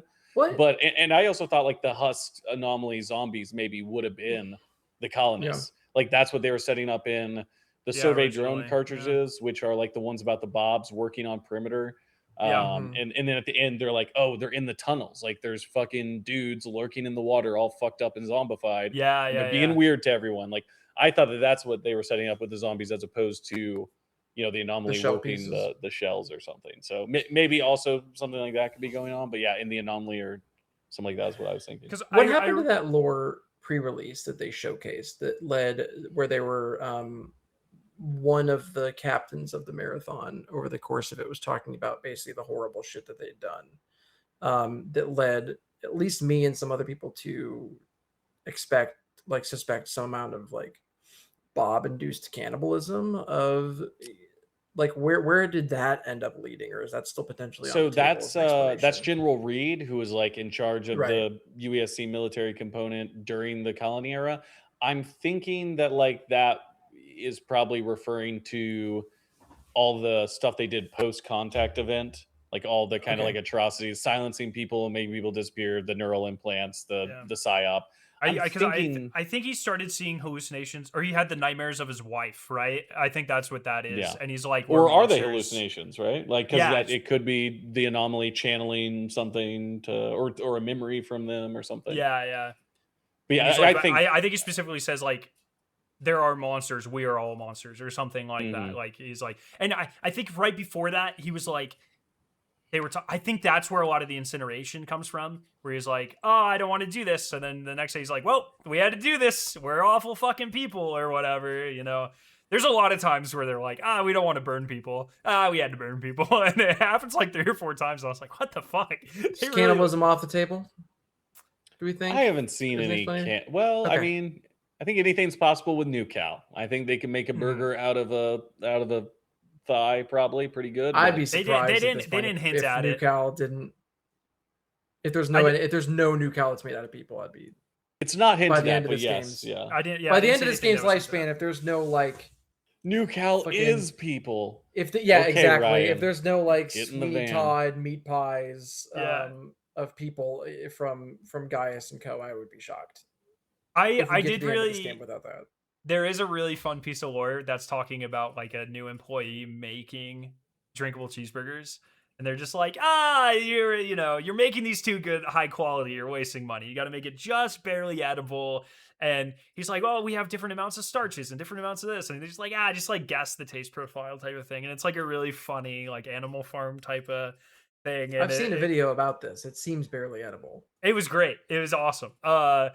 And then there's like a piece of lore about a guy on the marathon who won like a pallet of them. It's okay, Jay. It's scary if you get it. It's okay. It's like, it's pretty fucking good. I actually really enjoy that lore. I thought that was really good. One thing I just never realized, and I don't know why I didn't realize that, because it makes sense like contextually. The fact that we have yet to see anything really too much other than that one screen about like Hearth or like actual New Cascadia, like an actual city where these people were really living. And that's the perfect idea for a map, right? Like an urban fucking colonized apartment map. Like that would be perfect for this game. Not that we need more close quarters maps or anything, but you could put a park in the middle of it, Call of Duty style or whatever. But I just like, it never even occurred to me. Like I've always, this entire time I've been like, oh yeah, they probably they lived at Outpost. They live at but now I understand like what all the different maps actually are. And it's like, oh no, we just actually haven't seen their main living quarters. We've been to the agricultural center and expansion stuff, but I find that very interesting. No more close range maps, please. Please give us another wide open one first. Well, we don't really have anywhere to use the Mizzy right now, so maybe a map would. This did make me think though, like there's a lot of really cool places where you could do, I've talked about, I want a low on map, a map in the anomaly or whatever would be really cool. If not that I necessarily know how that would work, it probably wouldn't now that we understand what it's like to be inside the anomaly, but let me fucking dream. Newcastle, all the lore is made up, man. They can do whatever they want. They can do whatever they want, true. All of this. But it's like, okay, well, as the game expands, make this location a PvP map. Make this location a raid-like activity. And you can start to explore more of these things. I think that would be cool. Yeah. Related to that, they mentioned runners. It never even occurred to me. But it should have. But they mentioned runners doing operations on Earth and Mars, and specifically they talk about Charter doing operations on, I believe, Earth, and taking out a high-value target or whatever. I don't like that. I actually don't. I don't like the Earth side of things, and I don't like, after reading the lore, Earth feels way closer to Tau Ceti than I think it should. It, to me, feels entirely possible that we could accept a job from Traxxas, beam our consciousness back to Earth, and do a run on Earth. And I do not like that at all. I think so much of the appeal of Marathon to me was the isolation of Tau Ceti and this setting up, sort of like the 100, the early seasons of the 100, where it's like you are completely cut off from everything you know. you are establishing a new government control and resources, and there's all these fighting powers, and you have to survive that. And the fact that it's like, oh no, we can actually like just talk to Earth.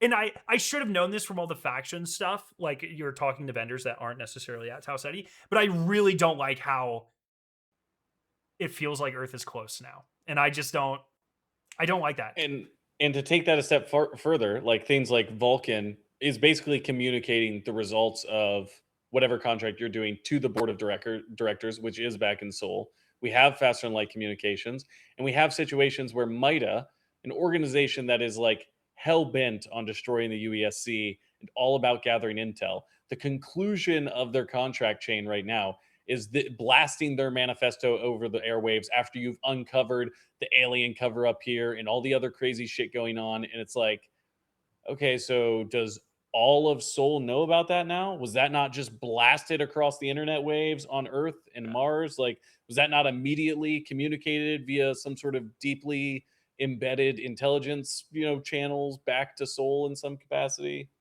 Yeah, I think for me, one of the best things they could do is season 3 starts and they destroy the communication satellite, and then we are on our own, and we have to. There are new vendors or what. I don't really care. It just really I don't like it at all, and I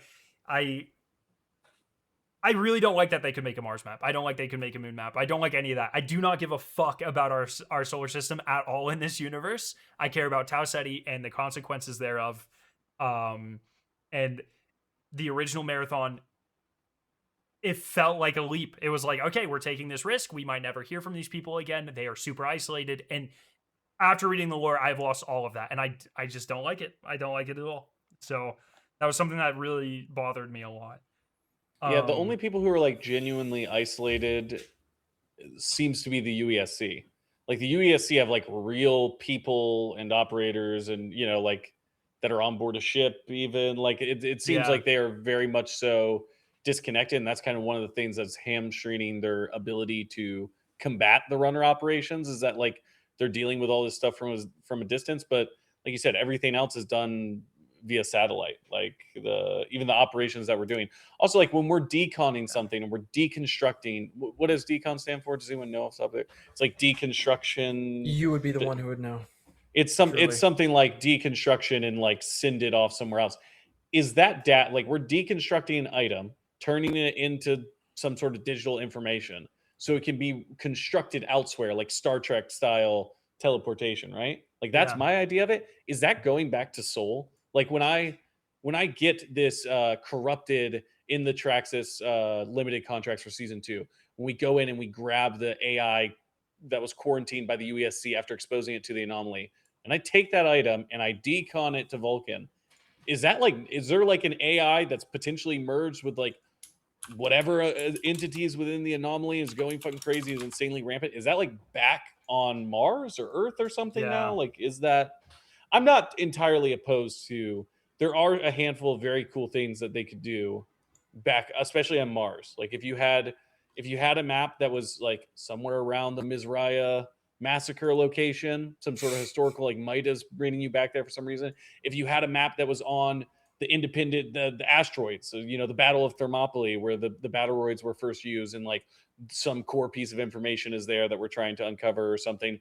I think there are cool ways to do that, but you're right. Like it is not this idea that like it feels disconnected because it's not like flat out explained. And even a lot of this stuff, like in terms of how the runners are actually operating, how people are getting here, like for really, like you could deduce like a lot of things, but direct communication about what was occurring, that's really something that came in season 2 with the SIAC outreach, like where they're recruiting people and you see like, yeah, we're going to fucking take your mind. We're going to turn it into digits. We're going to dispose of your body and you're going to live out here and we're going to give you a bunch of shells. You're going to be indebted to us. So, Yeah. I don't like it. I don't know. One thing I do kind of like, I didn't realize how many different religious groups or cults there were in Marathon. And I like how one of the first pieces of cryo sleep lore is like, there's a 60% chance that you might feel any of these symptoms. And one of them was like propensity to join a new religious institution. And then you get here and it's like, Arachne and the 13th star stuff. And then the group that maybe is forming. And this is part of the lore. I don't really know what is separate and what is the same and what is just a flavor text. There seems to be the knights that fight the star people or whatever. I don't really understand all of that, but there's like 3 or 4 pretty deliberate different. Oh, there's the people that worship the compiler. There's like all these different religious groups, and I think that's really interesting. It's like, okay, you're sprinkling in seeds here. I can definitely see like a Dead Space style kind of religious feud going on, which I think I've always really loved that part of Dead Space, the people that worship the markers. I just think it's fascinating. And I got that vibe, especially from the compiler people, where they wrote like all the poems about like cover me in your red cloak and flesh is red and like all that shit. And I'm like, okay, that's kind of cool. Also, I didn't realize the part about a lot of the lore about like sphts being compilers being like historians. I think a lot of it was from that. So it's like, is that even a reliable narrator? Is that how they're like interpreting their role? Is that like, because the one piece of lore about this sph't from the Ganglion was like I think it was from the Ganglion, like super corrupted and not really. I don't remember it being that coherent. It was kind of like their history, but it was also talking about the waves and bullshit. The compiler trace, yeah, compiler trace. There you go.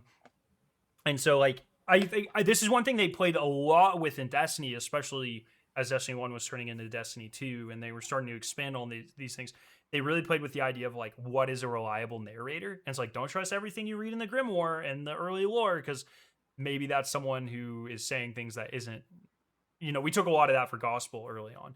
And I'm wondering how much of that there is in Marathon too, which I think is interesting when you have so many competing groups. There's more reason for these groups to lie about stuff or believe things incorrectly, like General Reed, for instance. Because of who they work for or whatever. So I think that's interesting. That's something I kept thinking about. I was like, oh, could that actually not be true? That sort of thing. I think it's interesting how few of the original, how we don't know any of the original AI except for Durandal and Joy. Do we hear Joy for real in game, or are they recordings of Joy? Is she actually? Yeah. Joy is. You're saying like in the game. You're saying in the codex, or like the way in the no, game, you mean like in maps like Darius. Yeah, I think Darius too. Those are recordings, right? No, well, you're Darius I think in freaking Night out on Marsh. Night Marsh. Yeah, Night Marsh. I think that is probably some representation of like a Darius actually saying shit in real time, is what it seems like to me. Okay. Like because a lot of they've mentioned a couple times. They're like, oh, we haven't recovered. The I forget what they call. They all have like fun names. They have like Morningstar or whatever. They give them all fucking weird names, and they're like, oh, we haven't recovered this suite. We haven't seen this guy. All that shit. So, like, there's a word. I'm trying to remember. There's a fun word for one of the suites. I think it was the Darius Gabriel. I forget what it was called, but for the AI like family suite. Oh, the families of them. Yeah. It's like something to do with a spear or something, and I was like, oh, that's a fun name for that. But just to explain, because I do feel like it's kind of a weird concept. I don't know if you want to explain it, but like the idea that they introduced in this version is that like kind of as like a solution to rampancy, basically, is that the AI were developed as family suites to like counter each other, to like identify early warning signs. And so they kind of retroactively, as far as I'm aware, I don't think there's anything that refers to this concept in the original games, but like Durandal, Leela, Tycho are part of the same family of AI. And so they all kind of like fill gaps of solving a certain mission that they all work together. And so like not only do they operate together effectively, but also there's literal like gaps built inside of their code so that they can identify if one of the other ones is going rampant, like halt that from occurring so there isn't a disaster. Like it's like a safety measure thing as well. And it applies to all the other AI that were introduced, the 11 total or whatever, even in this new game. So related to that, I find it interesting how much more compassion Durandal has in the lore than in the game. I think that's a really interesting storyline.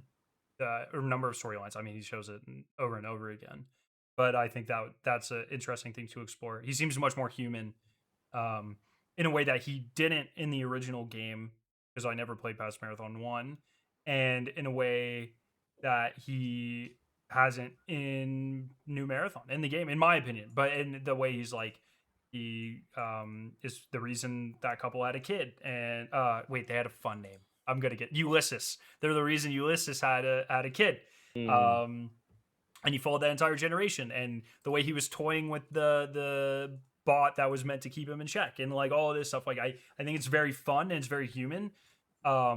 Even the terminals in game didn't really have that for me. He's just like, I'm better than you. I'm gonna fucking kill everyone you love. Blah blah blah. Go to the marathon ship, and I was just like, I don't know. So that was just kind of my interpretation. My final comment is after going back and forth a couple of times, and I'm so sorry to say this because I don't want this to be mean. I really don't like the UI for reading the codex in game, and I think the codex site does it way better, and it's way more legible. And I was like going through things in game, and I was like, I just hate it. I really don't like it. You can't pause the audio. Like if you want to like just go Yeah. back and quickly look at something, you have to listen to the full audio log playing while you're trying to scroll through and fucking look for something. That's another thing. I think it's a very cumbersome. I love what they're kind of doing, but for actually reading, it's not good. It's not good. I don't think it's organized in a way that's very apparent. I just don't think it's very user friendly at all. I really Also, like the way the codex site did it. It does that thing where it's like there's tags at the bottom. So it's like, Yes. oh, it's like showing you that it's like a terminal thing. Why can't we interact with the tags? Like Yeah, if why I see a can't tag, it's like sph't. sort by a tag. That's one thing I like about the codex site. You can do that. Sometimes things were tagged weirdly. Like I would click on a tag and it'd bring me to things and something wasn't actually mentioned there. That happened a couple of times, and whereas like, oh, what are they? Seemingly unrelated. I didn't write down this specific example, but that did happen a couple of times where I was like, when I was trying at one point to draw a web between some of the people.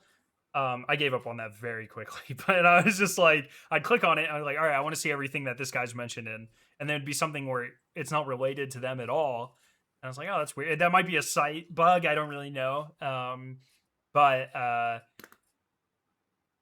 yeah, it was a lot of fun. It's a fun experiment. I feel like I'm like much more confident about the lore, but it does feel much more narrow, unfortunately. Like I thought there was a lot more. That's one thing that kind of disappoints me even more about season 2, because I feel like it added almost nothing. No, so at least nothing surprising or really that interesting. So except for the edgelord tells from Okay, what did you think about the assassin's logs, the dead drop I didn't think it was as messages? bad as you did. I'm gonna be honest. I was like, okay, I get Really? Even, you mentioned There we something go. about, you seemed pretty turned off of the idea that they used the phrase soft shell as well, and like I don't know if it was that. Was it in that one that they used soft shell? it was in the first one. It's in Okay, that. okay. It's in that grouping. That series, yeah. And it was, I actually don't mind that. That's the sort of shit they've been doing in Destiny forever, where it's like, oh, Guardians were jumping off the tower, and that's in direct response to us jumping off the tower. Or there's a dance party that was a direct response to us really connecting with a marketing campaign where they did a dance party. And it's like, that's so I kind of like that. I like player influence narrative a little bit. Yeah, it seems like they're making fun of a Redditor or whatever, but like, fuck it, dude. I don't really care. Whatever. It's fun. It's like, it's kind of cringy, but I think that's kind of the point. And also, like, yeah, people would probably be pretty cringy if they were unkillable and their entire life was like being subjected to infinite debt and you were never getting out of this loop and you were whatever. And I was like, yeah, okay, that's fine. Number I don't one think incel I will say defender. it is my favorite codex entry of season 2. That one and the last one, I guess. It's the incredible. dead drop messages. They are fun. I enjoyed them the most. Like I No, do think that the anomaly one. Was that season 2? oh, sorry. Yeah. The Valentine Cold. logs. All right. Yeah, those are quality. those are great. I find myself thinking about the assassin's logs much more. I understand. Yeah. enjoy. I think that is so obviously where the game is going. I think they were like, okay, I don't think they could have pointed a bigger yellow paint arrow than they did with those series of logs to be like, and like, obviously that's the whole story. I honestly think that should have just been season 2. You go to night march, shit fucking goes wrong, and then something happens with the anomaly and you actually interact with it. I think it's so obvious where we're going next. Like we go into the anomaly, or the anomaly makes some sort of nightmare realm, or whatever the fuck you want to say. I don't really know. Root of Nightmares. Root of in my mind, it's actually closer to Kel's Fall, something like that. But it's like I think that's like, I don't know, man. I think it's so, I love that lore though. The way they describe it. Yeah, it's great. I also didn't realize the anomaly didn't appear it almost like I almost interpret it as yeah, there's a series of defense mechanisms, and the four coming here the first time triggered that to happen. I just kind of I don't know why. I just kind of like the even with the cinematic, like we see it appear, but it always seemed like a separate thing. But it's like in the lore, they almost make it seem like it's almost immediate after the four attack, the anomaly starts spreading out, the initial contact or whatever they call it. Um, it also seems a lot less connected to the compiler than I thought, which I thought was interesting. So I thought there would be a more direct response of the anomaly to us killing the compiler, and really there doesn't seem to be any ramification that I can tell at all from us killing the compiler currently. Well, I think that's kind of like in the end of the compiler trace where they're talking about. I mean, they're like very directly referencing certain elements about the working Cacender.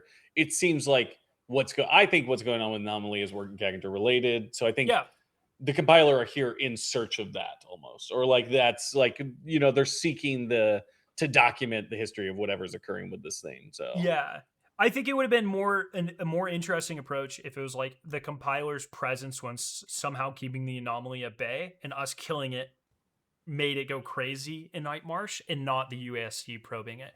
And that way, I always think it's more interesting, once again, player driven narrative. But it's like, okay, well, the players were wrong for actually killing the compiler and pushing to do this and defying the UESC and give it a little bit of complexity there.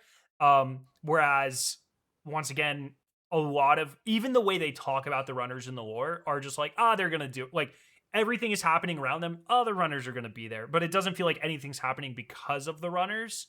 And I don't like that. I really don't like that. I think it was like, oh, you killed the compiler. Yeah, the anomaly starts to sort of spread or a little bit. I think, and it's part of that sort of prison mechanism. I think would have been, in my opinion, a little more interesting, or a little bit more. You could connect to it on a little bit more of a personal level. It's like, oh, we might have fucked up here. They've done that in Destiny a couple times, and I really related to it. I found it very compelling. So, yep, that's what I got. That's most of the. It was a great. I really enjoyed it though. It's cool lore. I want less Earth, more literally everything else. yeah. I mean, I agree. I think I agree with everything generally that you're saying. I think that the setup in a lot of this stuff, it's like the material from the first ARG and the second ARG accounts for such a it was kind of like a lot of world building. They did this like the thing that I feel like I really captured my attention initially when looking at the stuff they did in the 2023 ARG and the relating it back to the original games is they did this really smart thing where they kind of like second third order thoughts about the events from the original game where like they explained part of the reason about why that war ended, the third Martian war in the 2400s ended in that like, okay, now let's think of Traxxas less as like this AI that went rampant, but it was a company and it actually like did this deal between MITA and the UESC and they introduced the Traxxas soul orbiters or whatever they called them and like they don't just like come out and say directly like that was the conclusion of this thing, Yeah, but you can see, okay, oh, and then new Mida is talking about, oh, well, old Mida took a seat at the table. That's the deal they did with Traxxas. And so it was like a really smart thing, I felt like. And it kind of, with the abundance of information that was also included inside that ARG and also the 2025 ARG, which had a bunch of stuff. And then the alpha, like, had the full quest line for, the full contract chain for New Cal and Traxxas. So I think a lot of the setup that they did made it seem like the story was going to be much more front and center. And I think that like at the end of the day, like the game shifted away from having that being like the forward thing. And ultimately, like, to be fair, I think the majority of players who are with the game and the community that is formed around the game, I don't think they really care. Like ultimately, what I I mean? think And you'd not be like in a surprised, bad man. way. I think it mattered. I think if Destiny Lightfall has shown me anything, it's that people care about a bad story way more than they care about a good story, right? And it's like you can't. It's part of like a complete package, dude. Yeah. Don't shake your head. Lightfall, like I think the it's gameplay more elements of complicated. Lightfall are so much better than people No, give it yeah, credit for. 100. Oh, dude, I'm way on with you on that. People way overacted on Lightfall as a whole. I'm way with you there on that. I more mean that like I think that's a more complex version, like a complicated thing where it's like I think the story of if Lightfall comes out 2 years before and the story is as shitty as it was, no one gives a shit. It's because of the build up. I don't know. Makes it Yeah, different. maybe. Whereas like I think that definitely helps. I think a good story is kind of like this is going to be a reference like 20% of our audience gets. I think about him kind of like a defenseman in hockey. If you realize it's there and you have a reason to complain about it, it's bad. But the best story is one that doesn't really feel like it doesn't. It's like, it grabs a certain percent of the people's attention, but for a lot of people, it just feels like a natural part of the game and it makes sense in the gameplay elements. Yeah. And it's something that just kind of happens.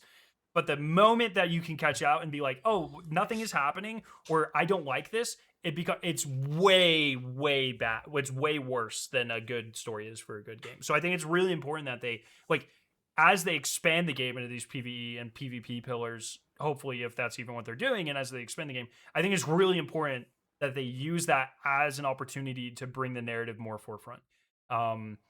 Because people like to connect with things, even if they aren't doing it consciously or it's not something that they are like really focused on. It's still such a critical part of that experience, in my opinion. So that's kind I of agree that there is an audience there. I just mean to say that, like, clearly there's an audience. Like, if I post a video talking about, there's some amount of people who are watching that. It's just I don't know if there's a big overlap between the game that we have and those people who are interested in the story. Like, I do think both those groups exist, but I don't know that like the overlap of those two circles where people are both caring about the story and spending a lot of time and enjoying the game. Yeah. That seems very small. It seems like the gameplay from a design standpoint was really meant to capture an audience that I just don't feel like. And I think like maybe like I don't, and maybe this isn't a good example, but like if you were to look at like whatever the top Twitch streamers are, it's like what percentage of those people know or care anything about the story? In the I marathon gotcha. category. I gotcha. And not to say that's representative of the audience of people playing or whatever, but just like as an example, I think generally like the people who are connecting and spending a lot of time with the game. And so does that mean they're actually going to put dev time into doing that? But I do agree with what you're saying. If they are going to try to make it more broad appeal, the story has more of a broad appeal than any of the gameplay stuff. That's So what I was do just agree. about to say. I think Yeah. it's a shame because the parts of, I mean, yeah, exactly that, right? Like that's the sort of thing. Like it's a unique story. It's not the most unique story, but the way that they kind of go about the different aspects are very unique. And I think the sort of story elements can be very unique as well. And that it's a real shame that they haven't been really leaning into that. And once again, I keep coming back to, like, for me, it's so unfortunate as someone I see so much promise in this game, and this IP, and it sucks that amongst everything else that's happening, I keep coming back to like, man, I thought we were really promised more with so much of this stuff, and with the puzzles, with the mystery, with the world building, with the seasonal model, with the community events, with the like everything, and I just expected more, and that's not like these are because of discussions I had with people at Bungie. I expected more, and I hope to see a realized version of that eventually. I mean, who the fuck knows? But it's just, I just hope keep it's coming coming. back. I hope so. Yeah, obviously. But it's like the first 2 seasons for me have just been underlined by like, man, what? What? This game was in development for 6 years. You know what I mean? Like, what? And I just keep going. And I know there are talented, passionate people, and I never want to feel dismissive of their work. But there's like, we're like a foundation here. I feel like there's no basement. I feel like there's no second story. It's just like a concrete slab. I don't know how that's possible, but I want to see it built on. You know what I mean? So that's kind of where I'm at. So I think it's one of those hard things where the concrete slab, the foundation, is like one of, if not the best, first person shooter in like a decade, which is super hard to do. But then kind of what Bungie has done in the past, right? Is you build the foundation and then they kind of hope that they are given the runway to build out the rest of the house. And I think the really hard and the scary thing right now is that there's never been less runway for any developer. And fewer people buying houses. Just like Chud Skarrow. Hard and scary. Hell yeah, brother. Why would you do this? Brother. Hell yeah, brother. All right. Anything else, gentlemen? I think that encapsulates the marathon minute. Yeah, Marathon. There for everybody who's been complaining about it. There's your marathon hour. Yeah, there you go. Sorry, I didn't intend for that, but I just kind of like great. I was like, no, it's good.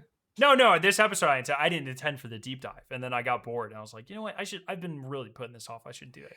Did you wait before one last thing? Did you ask? Because like for me, what is the name? What is the ones where Cole is actually talking? What is the name? Cole V recordings. So as a layman, what I really liked about these was that it was kind of like a circumstance in which normally if you see people, it kind of becomes quickly a thing. If they're in a really abstract thing, like he's a doctor who's been put inside of an anomaly, which is like a very abstract metaphysical thing happening to him. And normally I feel like in media, sometimes it'll become a thing where it's just like, whoa, this is crazy, or it'll be very surface level kind of stuff. But the thing that I appreciate about it is that it seemed like he even starts with I haven't pulled it, like first principles. What's real? Hands. I have hands. And so it's like he really takes it's like a scientific method to it. Yeah, he's like, and I thought that was a cool touch that made it like, okay, this is cool. It's like a character operating in a way that makes sense in a unique thing. It's giving more details about this thing. I enjoyed that. It feels like someone who's done a lot of psychedelics for the purpose of documenting the effects of the psychedelics. And it was like, it was cool. It was a cool read. I like how Erowid trip report for the knowers. There we go. There you go. I like how he kept going, like, he says, this was a prison designed for the beast. The anomaly is the prison. Oh, the anomaly is the beast, or whatever. And there's kind of like these like sort of contradictory juxtaposition things, and I really liked all of that. I thought it was really good. I like how he kept referring to himself as Cole. I thought that was fun in the third person, like he's like almost having an out of body experience. Really enjoy. I just think those were really well written. That might be my favorite. In terms of stuff that's in the game, I think that's the thing I think is the most well written. I really like it. So and the conclusion where he's reaching out and he's speaking directly to us, like he has some knowledge that we're hearing it in real time. So that was, I was wondering, is your interpretation that's a little fourth wall breaky? I don't think it's fourth wall. I think what they're explaining is that the funny time stuff that's going on with the anomaly is something that he was able to like parse out, and somehow being absorbed in the anomaly gave him the understanding that in some future or some current or past or present, whatever the experience was for him, he knew that we were going to hear it. So from his perspective, he's talking to the runners. He was in real time. That's why, the thread mannequins, right? The thread mannequin. I was like, I didn't interpret. I almost thought like puppet master with that, and I was like, that's why I was like, is he talking to us? Like, are we the puppet master? They've done that in Destiny a couple times too. Thread mannequin is absolutely runners. Okay, so he is existing outside of time in that space. And so we're experiencing, okay, we found this thing we came across, but for him, who knows when this happened to him, or if it's happening to him right now, or a million years from now, you know what I mean? No, that's sick. I like that a lot. It's cool. I see. This is why I like book clubby stuff, because I ripped these all back to back over the course of a couple of days, and I only read them once. So it's like, this is good. This is good. Yeah, totally. No, that's awesome. And that with so many of these characters, Bernard Strauss, I think I'm more confident that he's like dead. But like some of just the way that ended, and I don't know. He obviously didn't see a body and all that, but I think he's dead. But like, I think it leaves there's room for a lot of these characters to enter. And obvious, like the way they talk about so many of these AI, like the 11 colony AI or whatever, so many of them are coming back at some point, right? Like they have to. We're going to see Tycho again. We're going to see Leela again, which I think we expected, but it's cemented for me. And Valentin Cole, does he ever die? Do we know? I think the last thing we have is that recording. Is in terms that of, like, recording? in Yeah, the I didn't know if it timeline, was like out of they tell stories. I don't know. so- I mean, we have him pre-marathon expedition. We have him during the colony era, like responding to the appearance of the anomaly and asking Reed for additional men and investigation. But I think the most forward in time thing we see of him is these recording, and in some effect, like in the current day, speaking to us through the recording in some capacity or something like that. I did like how there were 2 instances of scientists asking for rules to bend a little bit to go investigate something, and in both times they like die or like right. Cole didn't die, but Song did.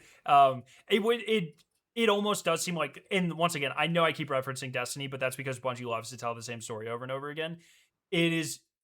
I would be not surprised if we go into the anomaly and Cole's like he's our Toland. He's our Dante. He's our, or not our Dante. He's our ghost.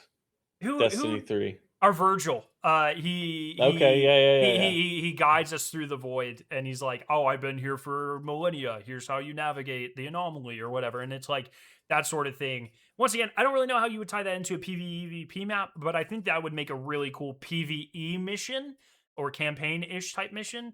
And I can see them exploring that a lot. And it's like that'd be a cool way to tie these characters back in, and so that sort of stuff I would find really fascinating. So, yep. Okay.